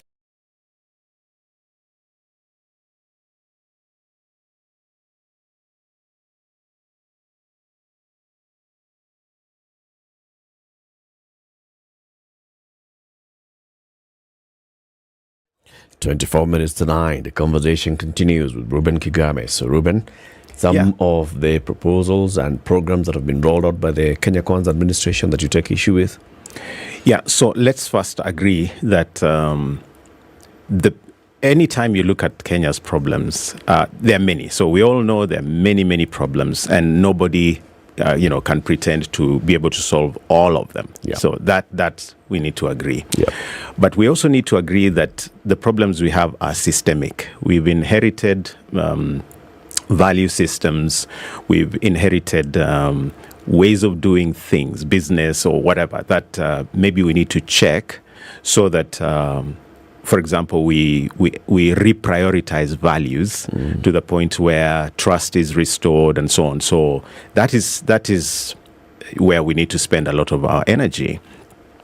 Now, I will highlight maybe 4 main issues about this particular government that I would do different. Okay. And the first one I will pass over very quickly because I don't think it warrants our discussion. I would do religion differently. Secondly, I would really emphasize national sovereignty. What does that mean? I would do less government with the foreign, the global agenda. I would concentrate a lot more at home in terms of making Kenya work for the people, and that by respecting our own identity as a people. I would want us to focus on the Kenyan person more. But the most important thing. What does that mean? National identity. You see, there's so much. Right now, the way Kenya is structured is really a battleground for foreign powers. Kibaki leaned a lot towards China, and so did Uhuru. Ruto is leaning a lot more towards the United States, let's say the Western world, and they have a big stake on how we do government here. Now, let me. The third thing for me is what's wrong with that? If you talk to the neighbor too much and not to your wife and children, you may end up having a problem.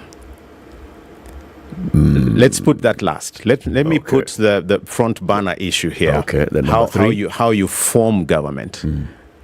The way Ruto has formed government is wrong.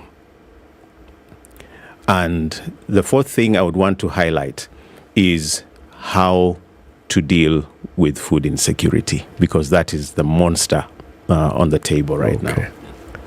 Now, let me do number 3 first, how you form government. What Ruto and his team have done is look at who is my friend, who are my cronies, who are the people that can make it easy for me to do government, and then bring them into government. Now, who is advantageous to me in terms of staying in power? You bring them on board. Now, the problem with that is that you throw away professionalism and the real solution to the problems of Kenya. So you end up with crony capitalism, where you reward a few friends. And, the whole issue, for example, with the CSS, is reminiscent of that, whereby people maybe who did not qualify to make it into government and so on, end up actually in government, and this is a betrayal even to the people that rejected them. For example, you mean CASs? Yes. Okay. Yeah. So when you expand government because you want to accommodate your friends and acquaintances and so on business partners and so on, you end up running adrift. So the way I would do this, the way I would do government is ask, what does this ministry need? Who is the best person that we have in this country that can actually do this job? If I find that, for example, City Muga is the best qualified person, it doesn't matter to me the political leaning or what City Muga looks like, because the job that needs to be done is this one, and City is the best person to do it. I want him in. Ruben, and here I was thinking that just because I'm your friend, I'd get a job when you're president. Oh, you would not, City. You might drive me around, but this friendship not very. I know. So if you look at, for example, how even the predecessor of Ruto did it, he had his challenges, but he would look at, okay, I need someone really good at DCI. So he goes for someone like Kinoti. What is the experience Kinoti brings to the table, for example? Now, if you go and say, City, you're my friend, come and handle DCI for me. I'll reward the friendship, but I'll not be solving the country's problems. So I would do government appointments totally different. I would make it more inclusive. If you look at how Ruto has done it, it's really dominated by two communities. So he increases the problem he says he would solve, and that is betrays national unity. And where you have a Kikuyu in this particular docket, the assistant or PS is a Kalenjin, and that the media has highlighted. We all know that's the wrong way to do government. What is the right way? I mean, the theory about the right way we hear. There's no theory. But it's really that they are qualified people across the country. You know, Ruben, we've had many experiments with this qualified people. Oh, Yes, we have. There was a time in the Moi era, we had a whole slew of PSs who came from the private sector, and they were experts. Some had worked for the World Bank. They were brought in.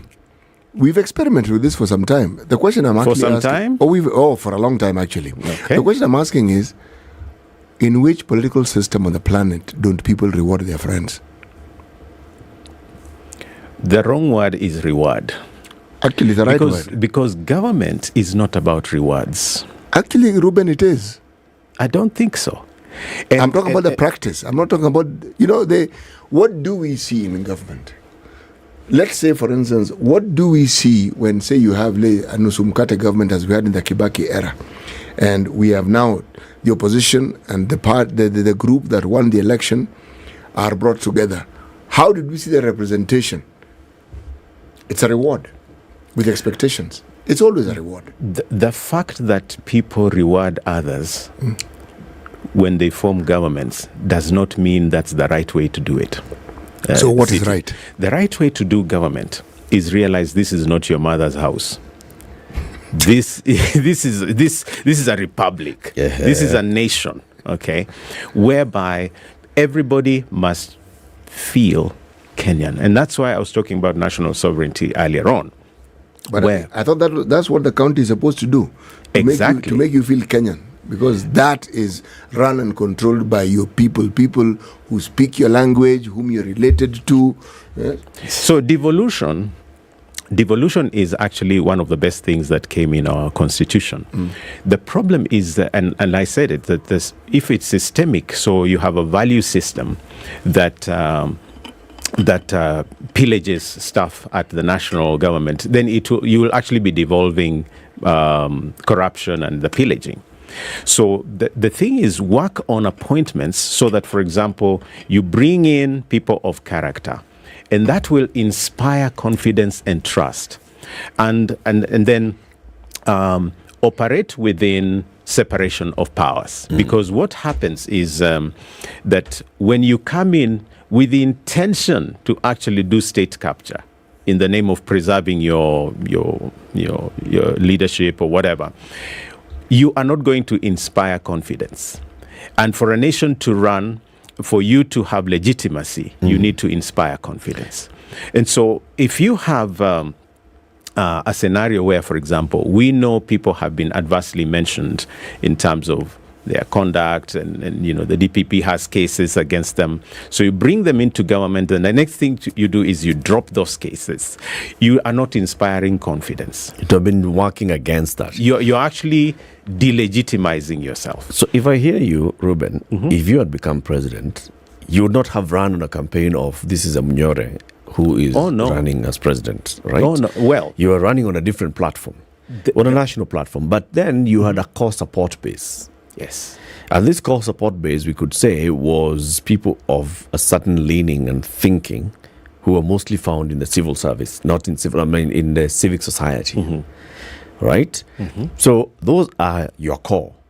If Reuben Kigame were to ascend to the presidency and then he started forming government, your immediate thinking would be the people that you've interacted with. So I'd have expected that, a lot more people from the civil service would have joined than from Vihiga County. Yeah. So we'll not be accusing you of being tribal in terms of picking Wanyore from Vihiga into government. So the whole issue, that there are Eric, people is in public. The whole issue is foundational, whereby even the people that you work with to form government, take civil society, for example.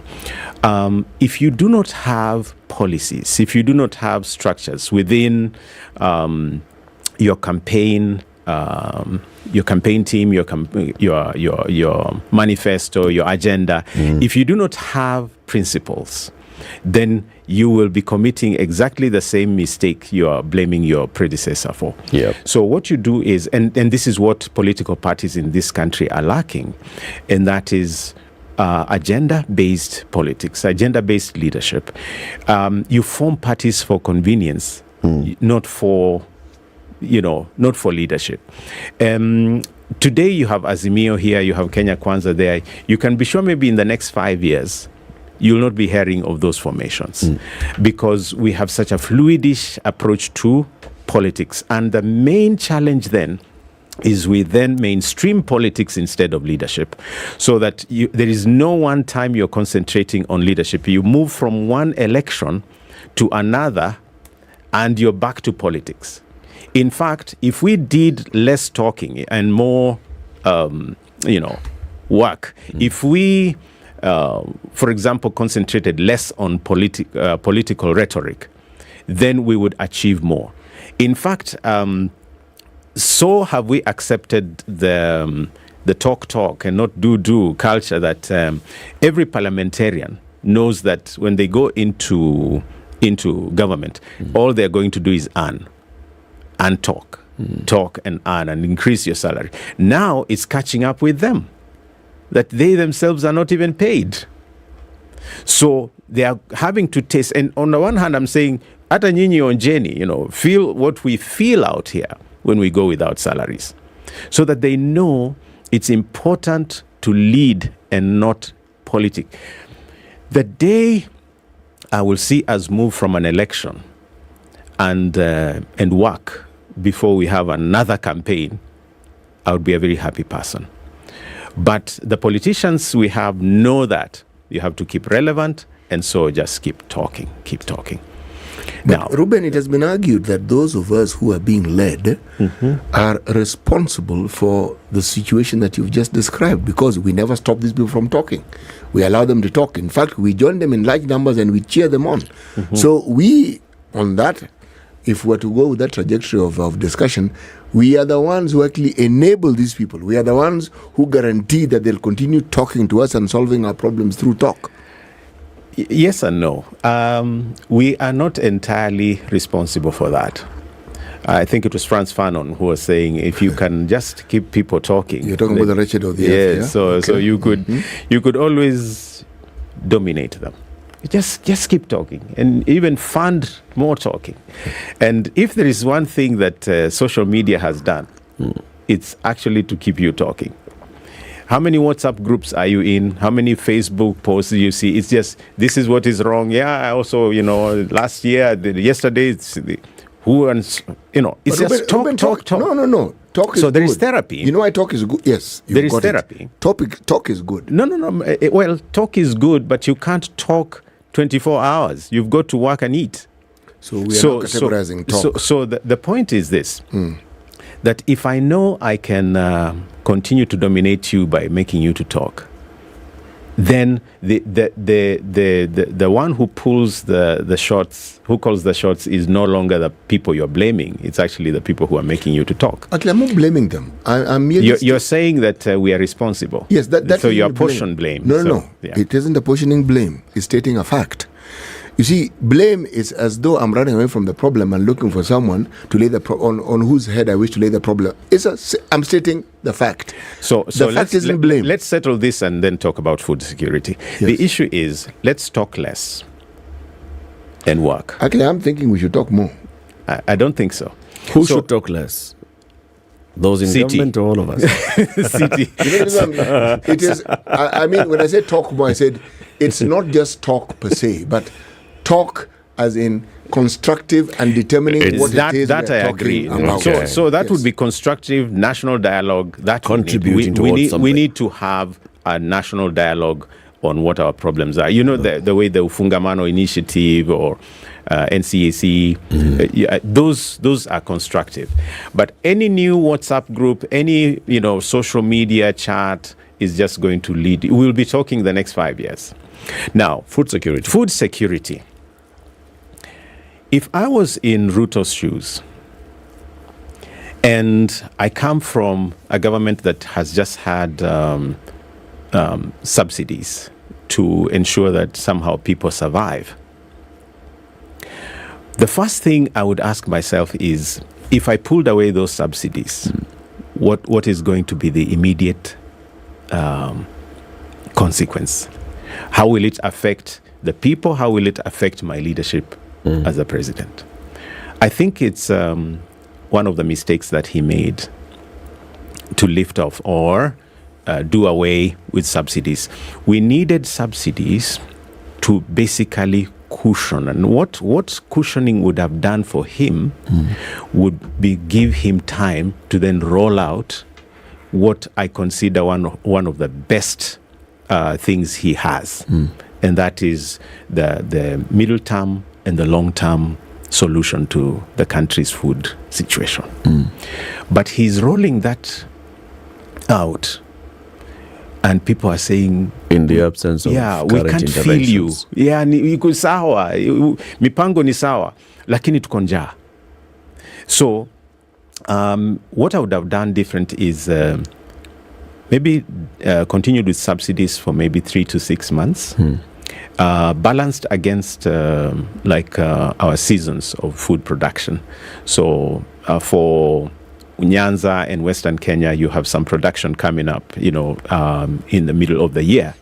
And then in the North Rift, end of the year, from September to December, you have another influx of food production. So I would have rolled out the subsidies maybe to around June, so that we cushion the prices. What kind of subsidies would you have done? Remember, there was just the one maize flour subsidy. and so if we're talking food security, you've got to touch the cost of food, but you've also got to touch the cost of fuel. So for food, because we knew that he came into office in September, and that was a good time because a bumper harvest was already happening in the North Rift. So that was a good time to mop up the food. The maize. Yes. So that you're beginning to import towards maybe February or March, when you know there is a fall, in the supply, and also predicting that around June, July, you'll be having the Nyanza, Western Kenya harvests. So that gap there is what he would be trying to fill. Instead, he comes bang with importation. And even if it's the right thing to do, what the message that sends to farmers is unaleta chakula wakati sisi tuna harvest. So there was a problem there. Now the second thing, besides the subsidies, that I would do is ensure that the preservation of what we harvest. So for example, we lose between 35 and 45% of what we produce, and that is mainly due to post-harvest challenges, storage, and so on. So I would get my experts to ensure that we lose as little as possible. We preserve what we get, and so the National Cereals and Produce Board would be a place to look for me, and certainly look at that Nyandarua problem, and I think he's attending to it now, where yes, you're producing so much food, but it's not reaching the rest getting to the market. Yeah, so you open up Nyandarua and other areas that are do not have access. The other thing I would do is encourage diversification of our cuisine. Maize has become our staple, but it's actually not it's not what it's not our original staple. Yeah. So I would say it's good to produce maize. Right now, I know that the average Kenyan would consume maybe 100 kilos of maize per year. So you would say in maize, but we have other crops. We have rice, we have sorghum. Month, Baba. Per month. 100 kilos. Yes. Per person. Per month. No. That's too much, Unakula gunia moja kwa mwaka, wewe. And we are 50 million. So we need about 50 million. We need about 50 million bags. So the issue is, do we have the 50 million? If we don't have, then what is the shortfall? And so how can we get it in? But we also have sorghum. We have cassava. We have sweet potatoes. We have millet. We have warus. What is funny? So we need to diversify. We need to diversify, and that would help us not just occupy Kenyans in production.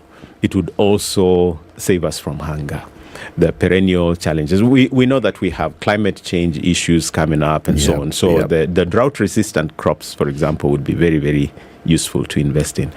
It will not be easy because tumezoea ugali, but you do it gradually. You actually empower the nutritionists, you empower the millers, you empower the farmers. Everybody in that value chain. Yes. Yeah. So I would go that way, and then now handle the balance between imports and exports, because that is where we have a problem. Kenya has become like a dumping ground for a lot of everybody, even toothpicks. Every international person. Yes. Ruben, so 1 hour short time. I know. Come to another time. Yeah, another time. Yeah. But thank you very much for joining us today, and thank you for visiting us. Next time you're around Nairobi, when you're not uko farming. Come by and let's talk to the nation. How about you guys coming over? That too is an option. Yeah, karibuni. Keep it here for more conversations. Good morning, it's 9 a.m.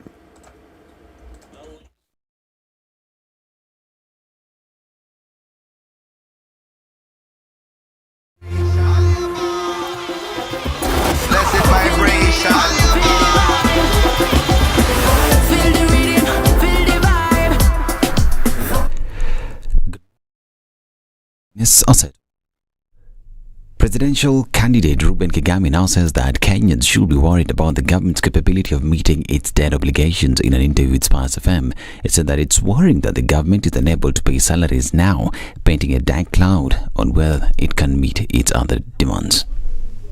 A chunk of what we collect actually goes to debt settlement. We are left with very little to spend. So maybe about 60 to 70% is disappearing to debt. The question is, are we on schedule with debts? So we are seeing the repercussions of that now, but sooner or later somebody will come knocking. It further says that the government is, in its approach to handling the problems Kenyans are facing, is going about it the wrong way, and that it must recalibrate its approach in order to get the much needed solution. It's a very difficult position. It's not one you desire to go into, especially if you live in Kenya and imagine that you would, you'd go scot-free. Everybody will be on you. Now, I wanted to be president because I believe the kind of challenges we are dealing with are known. Everybody knows the challenges, but we are approaching them the wrong way. It's about two analogies. You can run this country either as a family or you could run it as a company. Rigathi would like us to run it as a company of shareholders. But Kenya is really a family with its unique problems. Now, how do you solve family problems? Quite differently from how you solve company problems. Kigame added that President Ruto needs to relook at his approach in handling problems facing Kenyans and re-strategize. If your body is not running fine, you check into your system. And so if we took an MRI of the country called Kenya and we recognize that all the organs are malfunctioning, how do you live? Do you start making foreign trips? Do you spend everything you have? How do you respond to an MRI that says multiple organ failure? You stop everything, resuscitate. That is the problem we have as a country economically. So that if I was to sit down with Ruto today, I would say, good man, my friend, good intentions, good energy, but you're going to sink the boat. These operations in majority of counties have been paralyzed following the delayed disbursement of funds from the National Treasury for 4 consecutive months, according to Kakamega Governor Fernandez Baraza, who appeared before the Senate Budget and Appropriations Committee. He says Treasury owes county governments about 96 billion shillings arrears accrued from January this year. Governors have decried the dire situation, saying they're staring at the possibility of strikes by county staff over delayed salaries. The financial crisis across all counties continues to deepen, with the devolved units now entering the 4th month without their monthly disbursement from the exchequer. And residents of Kabuto in North Kadem Ward, Nyatike constituency, have called upon the county government of Migori to move with speed and fill a section of the dike that was destroyed by the floods. 3 sections of the dike were destroyed when River Kuja burst its banks, leading to the flash floods that destroyed property. The floods destroyed about 100 homestays in Kabuto village, with those living along the dike being the most affected. The residents were forced to move out and seek refuge at a nearby Nyeri market after their houses were flooded. The floods also rendered the Kabuto healthcare facility inaccessible, forcing residents to seek medical services at Nyeri town, which is 5 kilometers away. And a 2-year-old child was burnt to death in Kauda Lowe village in Thiwa, Homa Bay County. The man, identified as Lucas Ogai, died on the spot after the house caught fire when their parents were away from home attending to their farm. His 2 other siblings are hospitalized as they also suffered burn injuries. According to Assistant Chief of Karading Sub-Location Alfonso Dero, the 3 children aged 2, 4 and 8 were playing with fire before it escalated and engulfed the entire house. And the National Transport and Safety Authority and the National Police Service have launched a joint crackdown on non-compliant vehicles and a sensitization campaign aimed at curbing increasing road accidents during this Easter holiday.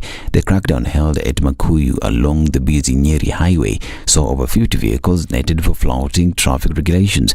During the crackdown led by NTSA Central Region boss Bora Nguyo found that most vehicles were not roadworthy, with others found with defective speed governors. Bora said that most road accidents were as a result of human error by failure to adhere to traffic rules. The NTSA boss urged drivers to be extra careful when approaching the slippery road during this rainy season. This is Newswire. I'm Dennis Aseto. Good morning.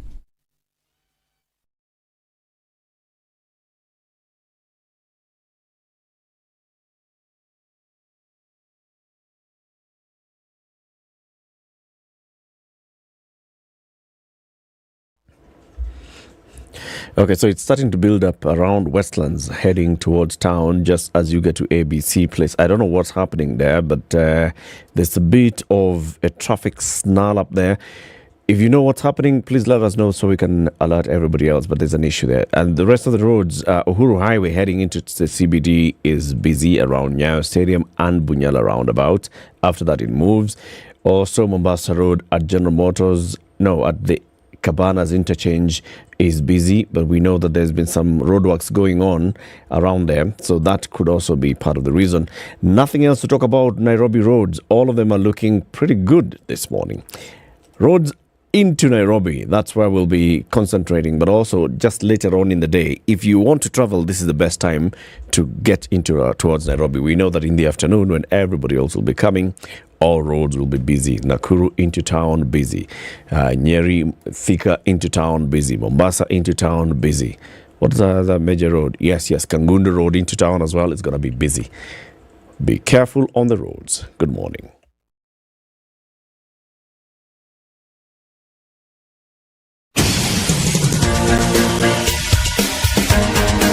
This is The Situation Room, the home of hard-hitting political commentary and penetrating insights about the state of the nation. This is a talk radio experience like no other. The Situation Room, a place for hard truths, debates, and elevated conversations. The Situation Room, witty, political, engaging, deep, controversial. In the room, we have C.T. Muga, researcher, academic, seasoned political observer, a fountain of wisdom in these politically uncertain times. Ndu Oko, Nigerian by birth, Kenyan by choice, communications expert, Pan-Africanist, a truth seeker and believer in people power, and Eric Latif, agent provocateur, the man in the chair, seasoned journalist, news hound, a man who believes in punching up, not down.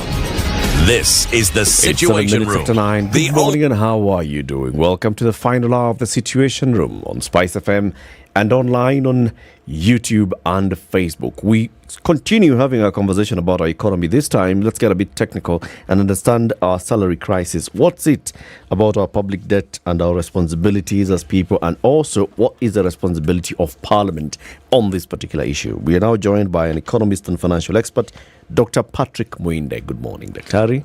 Good morning. Good morning to you, Eric. Good to have you on the show. Have you been here this year? Yes. I think at the beginning of the year. It was earlier in January. Early in January, yes. Okay. I think we were Happy sharing the Easter. platform. Yes. Happy Easter, my brother. Happy Easter. You're well? I'm well. Kabisa. Yeah. City has the day's proverb. Yes, from the Republic of Mali. A deaf man may not have heard the thunder, but will surely see the rain. A deaf man may not have heard the thunder, but will surely see the rain. What do you make of that, Patrick? I think my interpretation is that if something happens and it has consequences, whether you hear it or not, you'll eventually be able to see and witness what the consequences are. You'll experience it. Yes, you'll experience the consequences. The consequences, yes. Mm-hmm. With that in mind, are we experiencing consequences of a thunder we may not have had? Yes, we are going through probably something that has been building up over the last almost 10 years. And I think those of us who have been looking at data and evidence, it was always coming. It was always coming. So what was always coming, Patrick? I mean, let's be clear. the crisis that we are in. There are many things that have come. And I would also like to ask, since we are in the question asking mode, what crisis are we actually in? First we pick from what you're seeing from the news. Okay. That public officers have not been able to get salaries, and more critically, state officers like members of parliament, because them they draw their salaries direct from the exchequer. So if you're not paid them, it's not like the rest of the people downstream who have to wait the money to be released by treasury. State officers, the money is drawn direct from the exchequer, so it's charged direct to the exchequer. So them, it's not Jogon Ndongo and his moods. Yes. Theirs comes directly right from the source. The source to the Parliamentary Service Commission to them. To them, yes. Okay. So when you see it at that level, I think it speaks a lot. But more important, this is unprecedented. I think I don't remember when government was not able to pay salaries on time. At least the national government. In the counties or some counties, they have been having challenges here and there. In the counties, and it is normal. You know, it is normal for salaries to delay. It is normal for disbursements. It is normal. That actually is the norm. Please continue. Yes. So when you see it at the national level, it speaks probably of a much worse situation than we've been told. But I think for me, we need to understand the broader context and the reason why we are where we are, because all we need to look at is the government expenditure programs and priorities. I think this has been part of the conversation. I've seen it on Twitter, especially from the government economic advisor, saying that last week the collections that came, probably the last 2 or so weeks, went to debt payment. And it was a choice between salary and debt. but that should not be news. Because if you look at the constitution and the public financial management, debt charge is the first charge and is the priority charge on government expenditure. So it is not a question that you are choosing between salaries and debt. It wasn't a choice for the CS Treasury to make. Yes, it wasn't a choice for the CS to make. It's cut and paste in law that any money that you have, first of all, pay debt. Yes, first of all, pay debt. Then the second charge is now salary, or public salaries, and wages and emoluments. So that's how the priority is. Now the suppliers and other people, constructors and all that, are somewhere down the line. Vendors. Yes. So some of them years down the line. some of them decades down the line. Yeah. So the two are the priority charges. So the law is black and white. But when you're talking about debt, it speaks about a broader problem of cash management. Like public debt, the nature of public debt is that you know them 10, 20 years down the line. Like most of the bilateral loans that you're taking, other loans that you're borrowing from the market, like the domestic market or whichever source you're borrowing, most of the time the government is given a grace period of 5 years. Now, the reason why I'm given a grace period of 5 years is to allow this money to move and transmute in the economy. By the time you're repaying this already generation of income on the either taxes or whatever side of the economy is. So like now what was being paid last week, as the political leaders are telling us, or as the Kenya Kwanza leaders are telling us, would have been anticipated even more than 5 years ago. So we knew it was coming. We knew it was coming. So what that tells us is there is a problem of cash management and probably a challenge of contextualizing the actual situation of the economy. But then when you say it's a problem of cash management, this is where the issues come in. So, I mean, these things come, the payments are periodic, but at the end of them, every month, there's something that's going to be paid. Yes. Right? So there was a heavy one that was coming out in January. There's a heavy one that's come at the end of the quarter one now in March. It was known. If we say it's an issue of cash management, how else could they have managed the cash if they didn't have it? You see, ideally, you are supposed to establish like a sinking fund from all the regular collections. A sinking fund is that you always set every revenue that you're collecting, you are setting aside a component that is going towards the anticipated loan repayment. So you put in And some actually, money that's a for practice. that. Yes. So when you collect money in January and you're not paying debt, it doesn't mean that you spend everything. It means that you anticipate that in 3 months' time, there will be a heavy movement. Just like now, we have been told that there will be another heavy movement in September. You do not wait until the collections of September. You set aside this money every so often, so that by the time you're having this heavy consumption or heavy movement, you're not caught by surprise. But then I think we need to put these numbers in context so that we can be able to understand what we're talking about. Now, I'll just break down into 3 key milestones. The first one is the Kibaki administration. So you look at the central bank data. I'm using the central bank data specifically because when you look at other data, they might tell you something different. But when you look at the central bank data, in December 2002, that is when the former late president Kibaki was elected. The public debt was 630 billion as at central bank. If you look at the time he left office in March, this last month, full month in office was March 2013. The public debt was 1.794. So when you calculate the net change for that 10 years and 3 months, he borrowed a net of 1.2 trillion.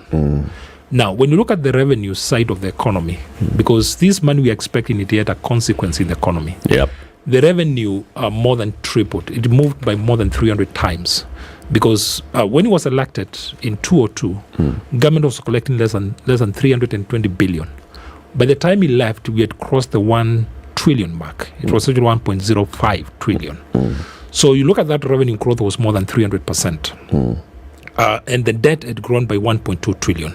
Now look at the immediate administration that was left.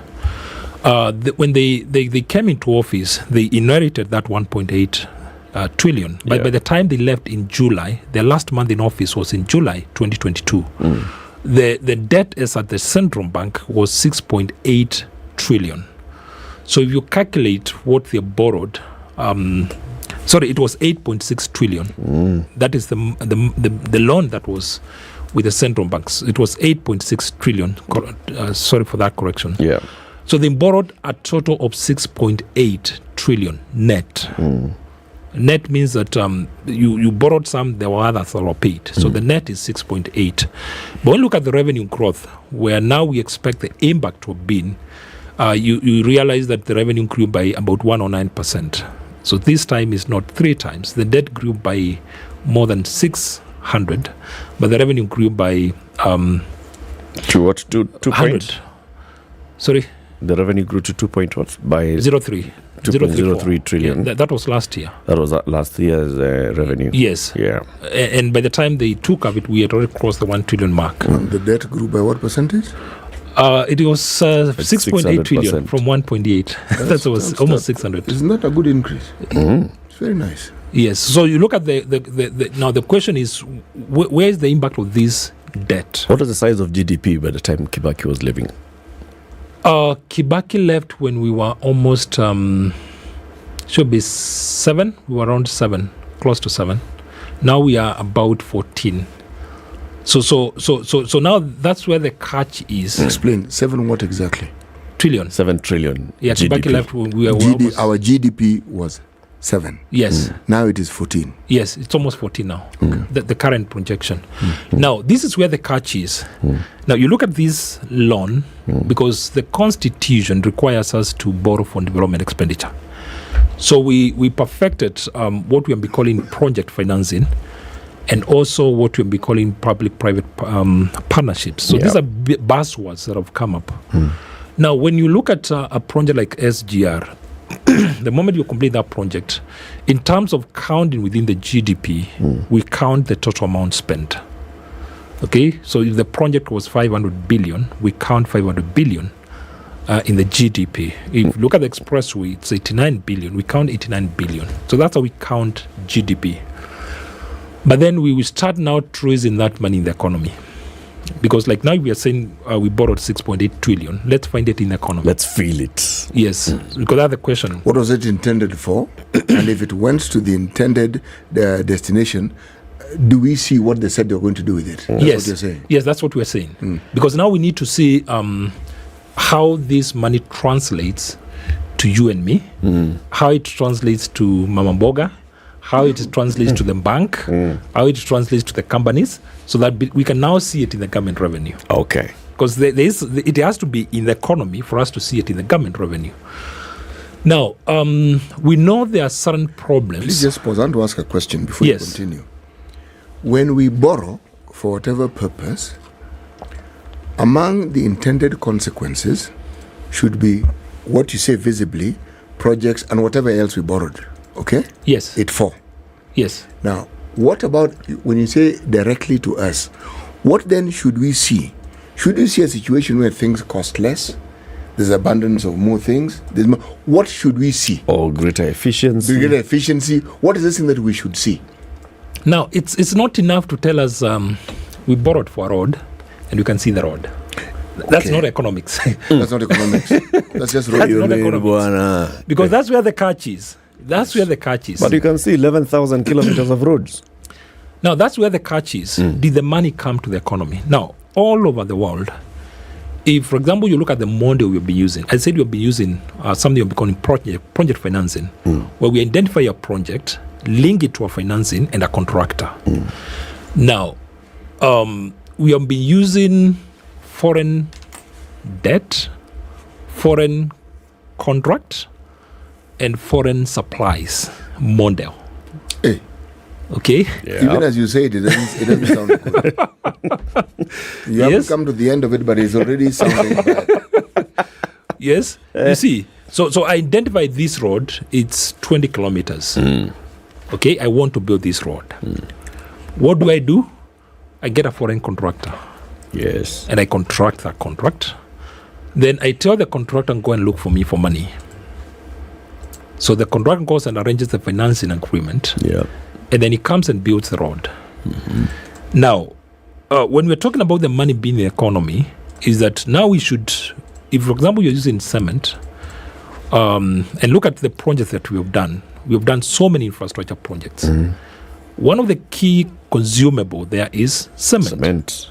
So let's go to the cement sector and look at what the cement companies are doing in Kenya. We know all of them are on the loss-making territory. So where is this cement that we're using on the road coming from? The next major consumable is steel. Where is it coming from? We're using... Are we saying that the cement was imported? That's what the data is telling us. Because how can you be consuming these thousands and thousands of metric tons of cement and the cement companies are not reflecting? Remember, it is the cement companies that are paying taxes locally. It is the cement companies that are supposed to be creating employment. Locally. So if we cannot see it in the that sector, it means that the cement came from outside If the I may economy. just pause, what then would we have seen that would have signified that we're talking about cement here? Yes. That the cement being consumed is locally produced. What would we have seen from the cement factories? As evidence. One is consumption. We should be seeing it in their revenue. And then if their consumption is growing and their revenues are growing, then we will affect directly now reflecting the government revenues. So it means the government would have been earning more money and the cement factories would have been doing better. Doing better and employing more. And even maybe having more cement companies. And more cement companies. But the data is not telling us that. So in essence, you're saying that given what we are saying that was our developmental needs and what was needed to spur it forward, we should have seen a growth, for instance, since we're talking about cement, in the cement industries. Yes. Another complementing industries in this particular development process should also have increased. Yes. And that increase should have reflected directly in what the government was now receiving in terms of taxes. Yes. And we're saying we're not seeing it. We're not seeing it. Oh, I see. Because also, if you look at steel is another major consumption in these projects. The steel companies are not reflecting that. You see. Now, the other area is we expect a huge spike in terms of the professionals in that sector. These are the engineers. So where are the Kenyan engineers in this project? For example, we built road X, Y, and Z. We are producing quite a lot of students from the universities. These students, we are spending on them because you spend... we train them. We train them. Yes, we do. We train them from our pockets as parents. but they also use government money through help. So when they leave university, we should be seeing them within the economy. So we need to see a spike in the demand for engineers in the economy. But we're not seeing that. What do we see instead? The unemployed. And many of them have been told to become... but we've seen the growth in TVETs for that cadre of employees. But where are they being employed? On the roads. Because you look at the employment data. Go to drivers of the graders. Look at the official employment data. Now, the number of people employed in the formal sector of the country is only 2.9 million. So, last year. So who's building the roads? That's the question we need to answer.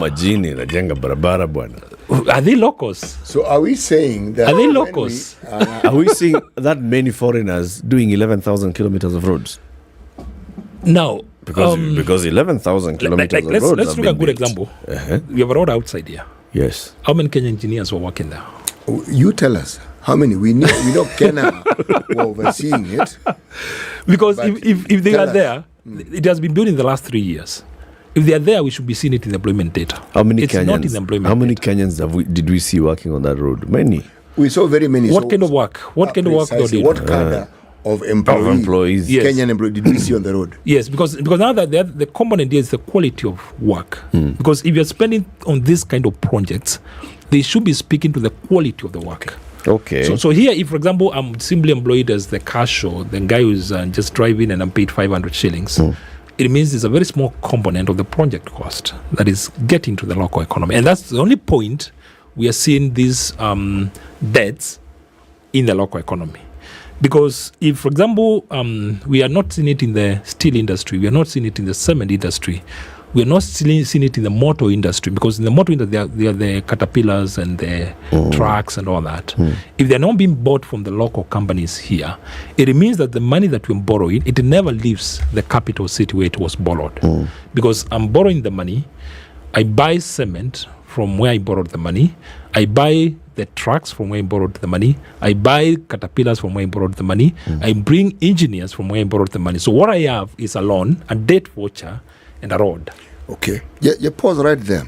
So is that not the sort of scenario that when you are taught economics 101 you expect from a grant? But this is, you're saying it's a loan. It's not a gift we are given. It's money we are paying. Yes, it's not a grant. Yeah, so if it's money we are paying, how then did we agree that everything that could have helped us develop, for which the money was intended? Because essentially what you're telling me, we're giving money which then goes back to the country that gave us the money. Yes, that's exactly what we have, and that's what has been the problem with the wanted. And that's what I'm saying, we don't see it in the local economy. You see, if you look at the procurement law says that we use 40% of the local products in these projects. But the 40%? 40%. Why 40? Why didn't they make it 60? Are we saying that we didn't have local capacity? So they were saying at the time we made that procurement law that 40% would more or less occupy us adequately given our capacity. I'm merely asking because it's our country. We're the ones who are going to pay for this money, and you're telling us that we can only use 40% of what is produced locally. Why? You see, when we were making the law, probably that it was in the context of the environment. Okay. But what we are saying is that the law right now. But the point I'm trying to put across is there's no country that has developed with the model that we're using for infrastructure and development. Have we always used this model? No. When did we start using this model? When we started using the project financing component that I'm talking about. No, this specific project financing model. Because are you saying all project financing models are structured in this way? The recent project that we are doing. Precisely, which means they were tailor-made in that particular way. Now, if you look at one of the big projects that we started with, it was the Thika Super Highway. If you look at the model of Thika Super Highway, it was very different. Because a huge component is the government borrowed the money from African Development Bank. It was the major financial. And then used the money. Then government. And then they contracted people. Okay? Based on that, you're able to dictate who works on this project, where do you source the materials, and all how that. they work. But then we have another problem that you and me know for our country. And this is where the trap is.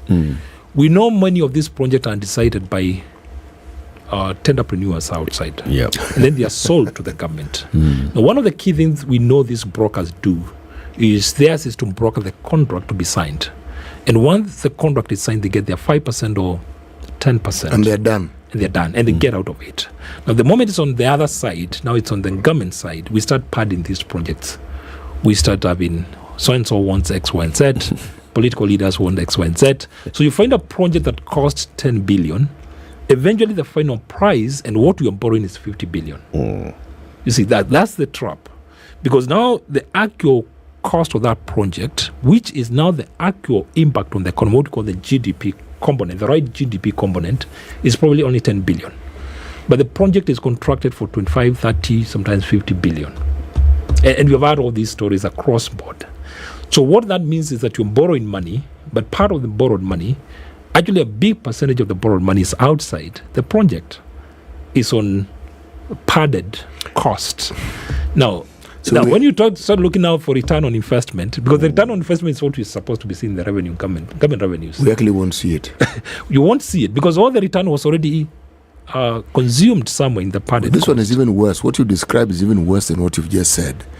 Because if it was padded and the local industries benefited from it, this drought that we are now seeing in terms of development outcomes would not be there. But you have a situation where everything you say is a constant, and then the money that we are given is tied in with everything else that goes into that project, and it is brought from out. So essentially, the money comes here in theory. Yes. But in practice, it stays exactly where it's supposed to come from. Yes. So the impact it's supposed to have locally is zero. It's zero. No, sorry, it's negative. Because zero if it was 10 billion to 10 billion, yes. But it is 10 billion to 8 billion. And then there's a 50, which is the actual cost. So it's actually negative. Yes. And that's why now when you start now paying the loan, you don't have the money in the economy. You can't have because now you should have the money at the revenue side. So you're not seeing the money in the revenue side. If you didn't employ people, you didn't spur the local industries, related industries, so they didn't pay the government money. So it means that now you start using money from elsewhere to pay for a loan that is not within the economy. And I like giving this example. If, for example, you look at the village where you come from, and you walk there with 3 million now to build a house, and you build up that house in the next 6 months, won't everybody in that village know, looking at the size of that village? Will they know there's money in the economy? They know they'll benefit. They'll feel it. They'll benefit. They'll feel it. They experience it. As you said in the proverb, the moment the money is there, this is a small economy, and you're spending 3 million here, then you are going to feel it. Now, our economy is not very big. So, having a project that is 100 billion and all that, we should actually be feeling it. And not only feel it, we should be able to see it. Okay, so we'll come into now. We can see where the rain started beating us, and now let's start understanding the intensity of this rain when we come back out of this break. Dr. Patrick Muinde is an economist. He's a financial expert. He's here talking to us about our crisis that we see now. The government is having challenges paying its workers' salaries. It's been having challenges disbursing money to the counties, so that's also affecting development at county level. What's this? What's the problem? What's our Public Finance Management Act saying? And what are the responsibilities of all the other institutions that we established in the Constitution? Showmax.com. Daktari, you have Showmax. Do you have Showmax? I've seen it. Yeah, you've seen it? Yes. So if you go to Showmax, you'll find some very good content, whether it's documentaries, whether it's series, whether it's telenovela, whether it's live sport, whether it's recorded sport, whether it's sports documentaries, and there's a lot of local productions. There's one local production that stars people like Ian Bogwa, Nick Ndeda, and others who are in this show called The Second Family. There are two families here. The one family is called the Langat family, and the other family is called the Gatehi family. Those two families are buddies, and then Langat dies.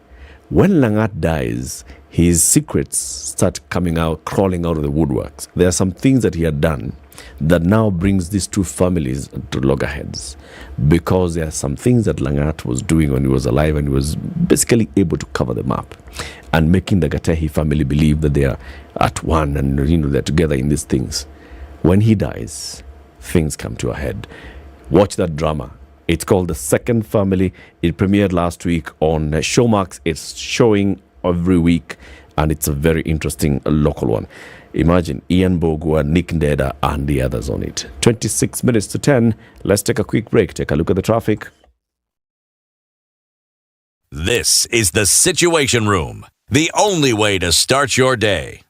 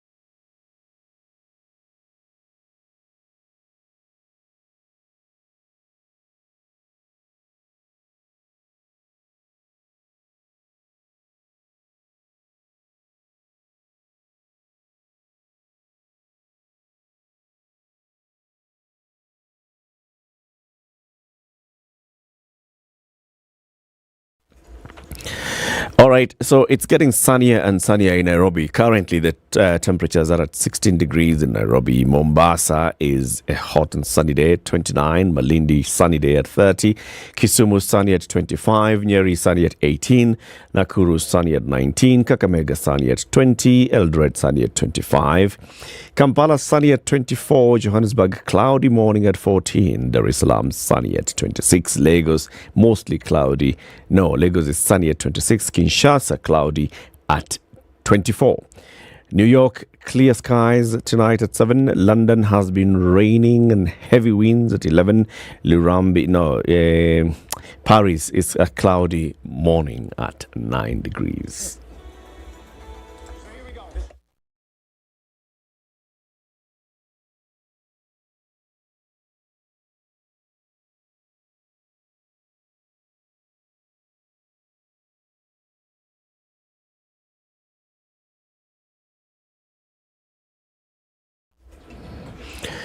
DCI and the National Police Service, are you aware that the security cameras along the southern bypass at Thogoto entry have been vandalized? No, surely.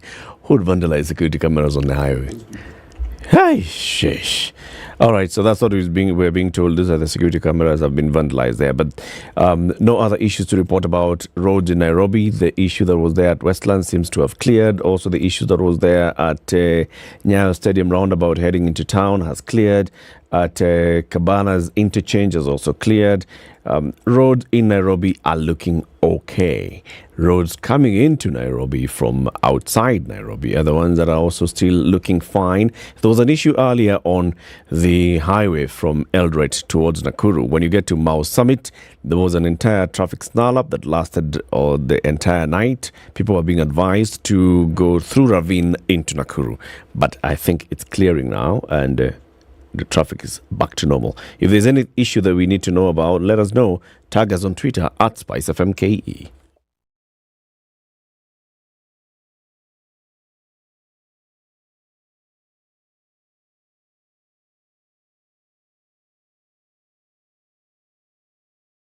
Mature, intelligent talk every morning. Spice up yourself.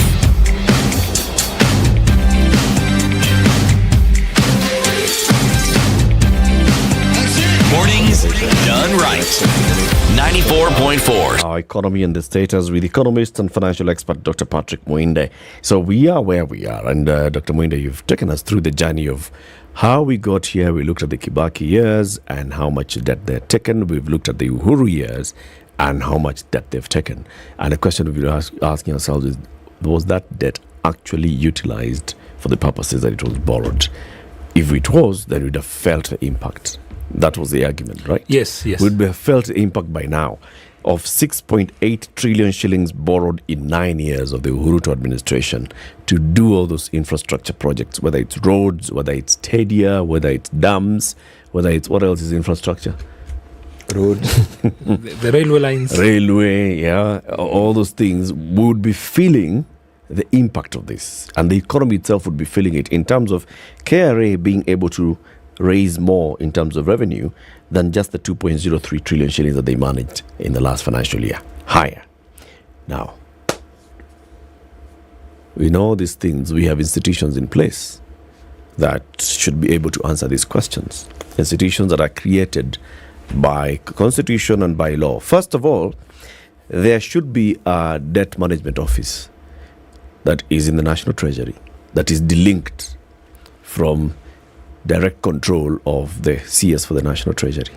Number two, there's a control of budget, right? Yes. There's the Auditor General. And then there's the body that oversights the executive called Parliament. All these bodies, what role have they played in this? First, we look at the constitutional offices. Now, if you look at the audit reports, consistently, they have raised up these issues. So in terms of audit, the reports are there. But the Auditor General is not the end. What do the audit reports say? They have questions about when you look at all these questions that have been raised about the billions that could not be accounted, questions of value for money. Now, that value for money is what we are talking about. We can't see the money. Yeah. They have also kept on talking about these inflated projects and all that. They have kept on talking about the accountability of these resources. But the Auditor General in the public sector is not the final. Auditor General reports to the citizens, but through Parliament. Right. Okay? So now the onus of acting on this report is on the citizen, but through the elected representatives who are members of Parliament. Now, we have seen hot issues get from audit, they get into parliamentary committees, and then they die. Of course, we see a lot of noise during the questions and answers. But when the final report comes and we are voting for it, everything dies. Now, what happened in between, your guess is as good as mine.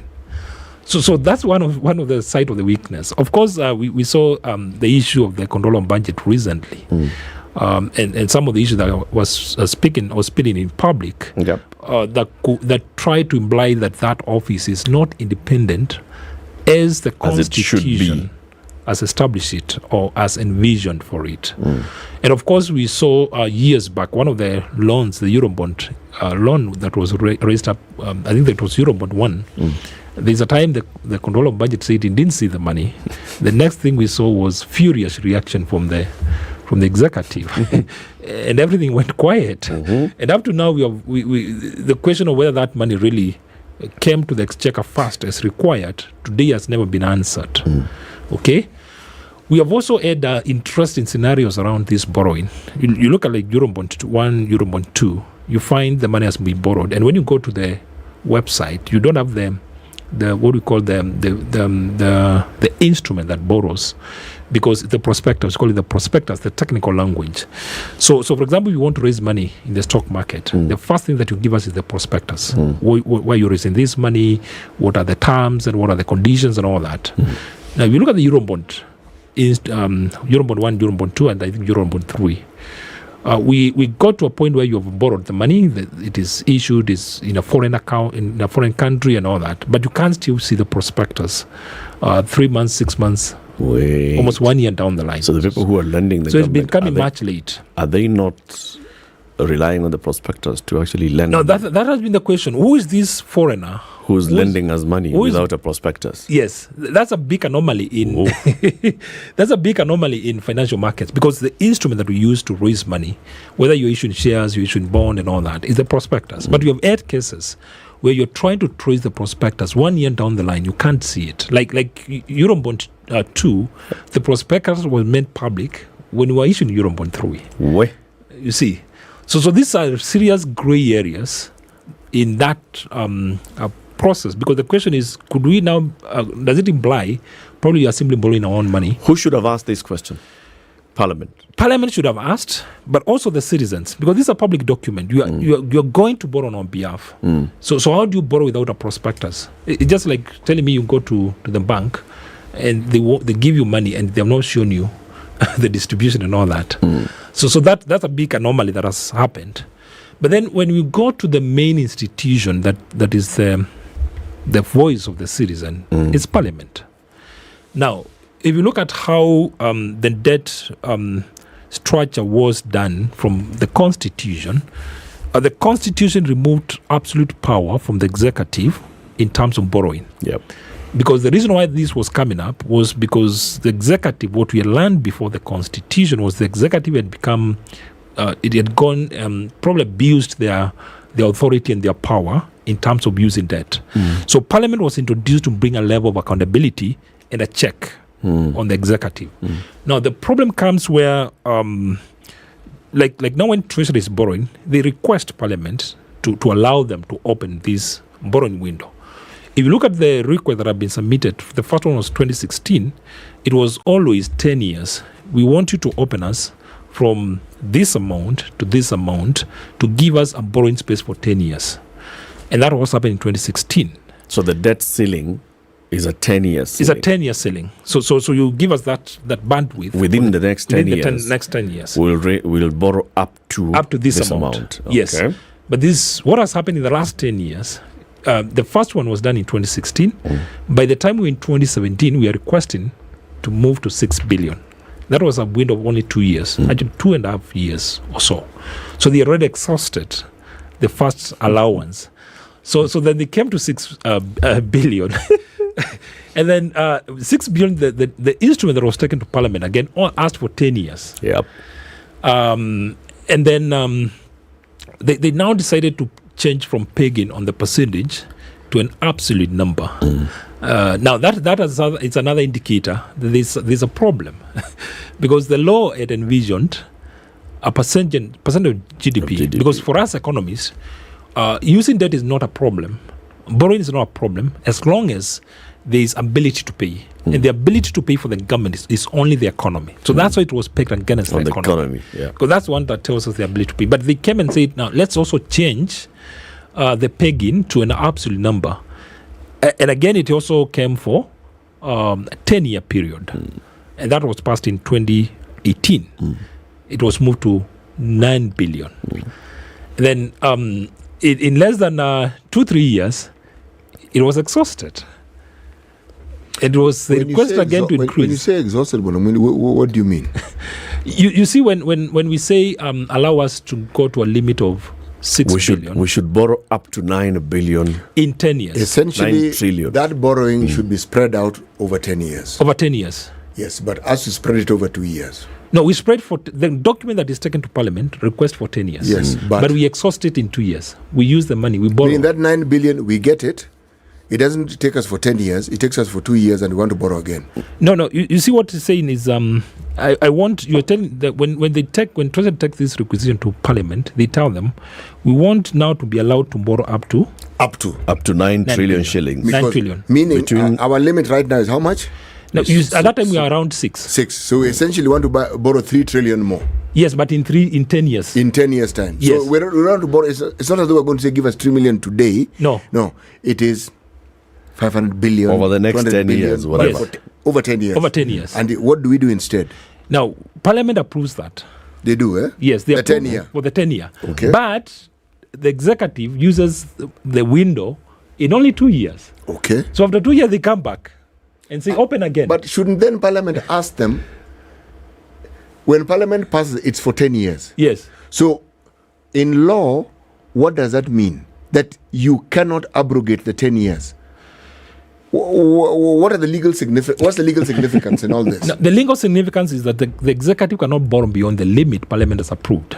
And so they have to come back, if they want to borrow more, they have to come back to Parliament? To ask, yes. Okay. For Parliament to open again. And they did. Now, the problem is... Did we hear of them questioning why it didn't take 10 years? Now, that's the problem, because they have not questioned. Every time they're given the voucher, they open again. So they've been open in the past and the past. And then they expect us to think well of them and to think that they're actually capable of doing what they're supposed to do, and to thank them for the work which they are doing. Yes. When evidently they're doing none. Yes, because for example, if I gave you a window for 3 billion or 3 trillion in 10 years, and then you come back after 2 years, I should ask, why did you exhaust in 2 years? What did you do with the money anyway? Yes, and where is the money? Because that's the accountability Parliament is supposed to be asking. That's it. The where is the money question. Yes. So it's okay. So you actually borrowed this within 2 years. Yes. It's okay. That. It's within the limit that we allowed you to. Where is the money? Where is the money? Because that's what now we should be asking. Where is the money?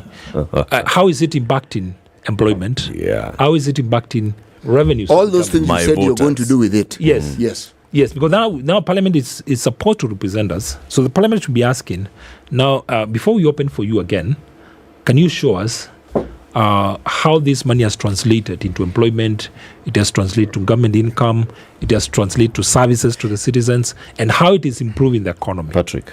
Yes. So you followed these conversations. Are you saying that Parliament did not ask these questions? It did not. Are you saying that no single member of Parliament asked this question? We can look at the answer. We have not seen it. Because, you see, the problem is... So when it goes to Parliament now is structured in committee stages. Which committee receives this report and looks at it in the budget appropriation. It's a budget committee. There's a budget appropriation committee. But also it also goes to the plenary of the House. It goes to the plenary, but with a recommendation from the budget committee. Yes. So first of all, the budget committee looks at it and there were no questions raised. Yes, and they're not asking those questions. They had questions. And then they take their report to the plenary for the whole House to discuss. Yes. And there are no questions raised. There are no questions. In fact, the only attempt they made to ask questions was the last one, when they opened from 9 to 10. This is now Eurobond how many? 3? We have done Eurobond 3. So Eurobond 4 is the one that have been put on. So it's Eurobond 3 that they were asking the questions. They started. And this was Duale asking that question. It was actually the election. It was because of the question of the election. So when they were opening to 10 trillion is when now the issue came up, because now the citizens were asking. Because now we are towards the election. And the members of parliament were finding a lot of pressure from the citizens. So this is the only time they tried to be a bit questioning. And it's the only time they allowed up to 10 trillion. So they allowed 1 trillion. Outside the 9 trillion. But it was because of the election. Now, they haven't been elected. From the time they have been elected, we have had nothing. Even the question of the cost of living, then we have had nothing from I think Parliament. We need to be kind to Parliament. They are consistent.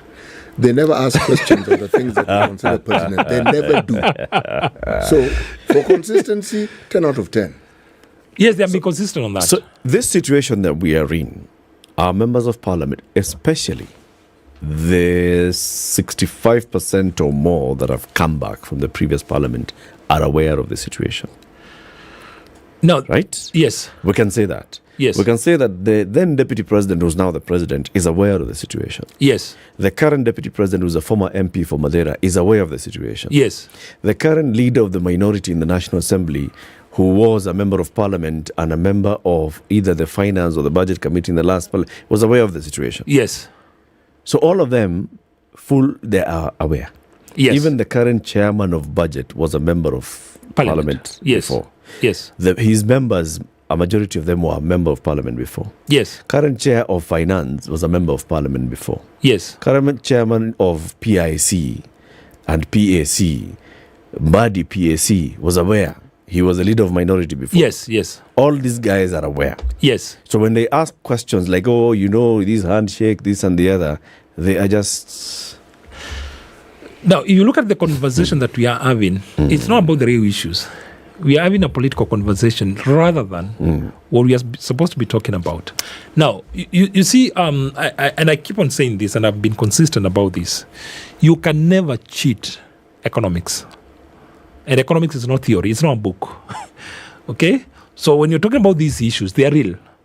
And if we say you use simple economic, because even I've seen some of the conversation from the Twitter and the advisor talking about. From Dr. Nd's Twitter. Yes, and they are trying to make it academic. It's not academic.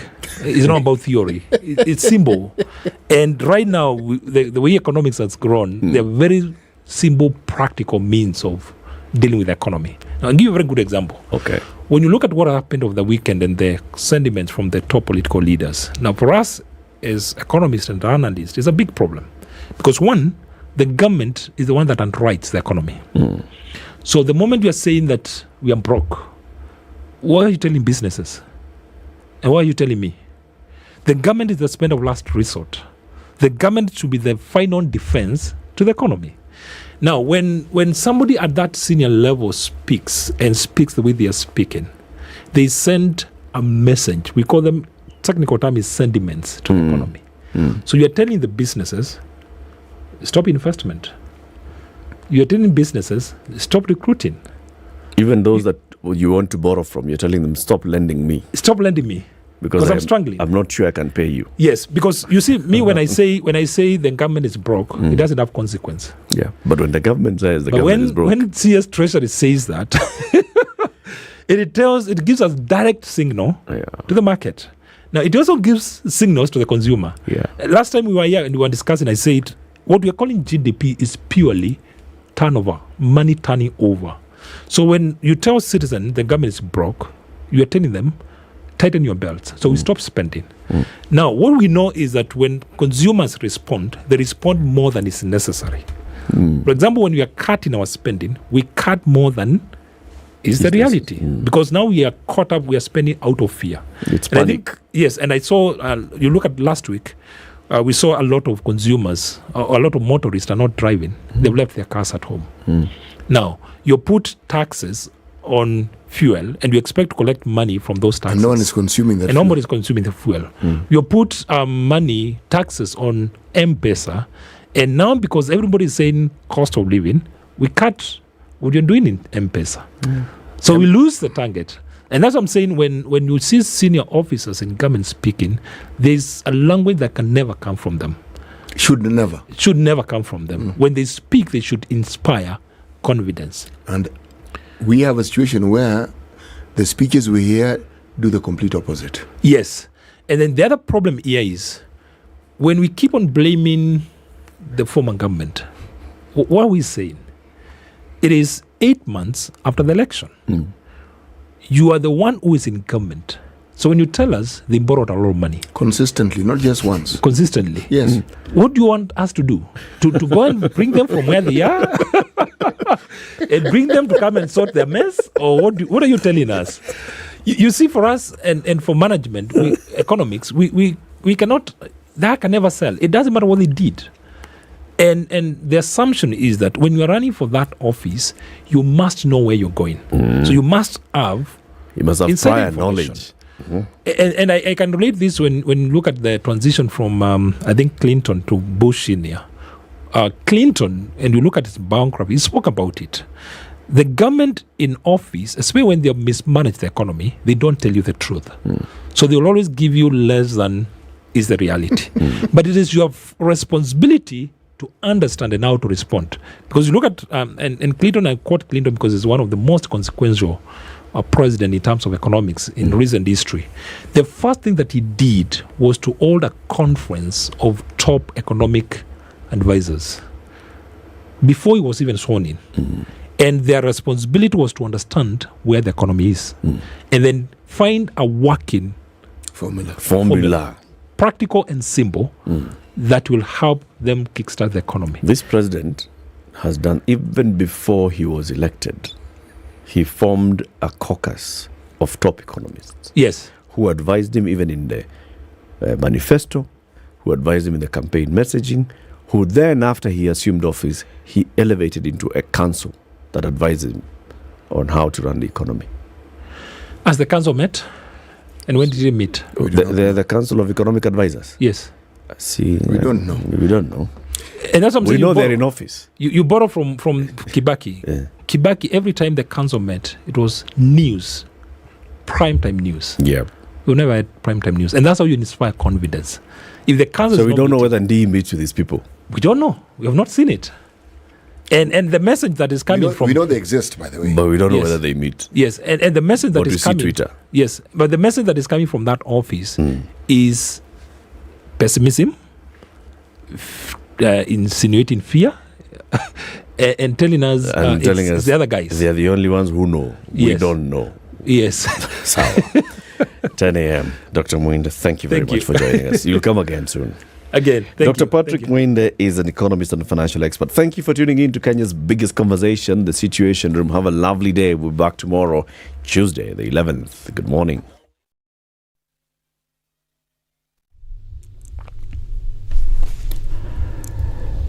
Good morning. This is Newswire. I'm Dennis Aseto. Former President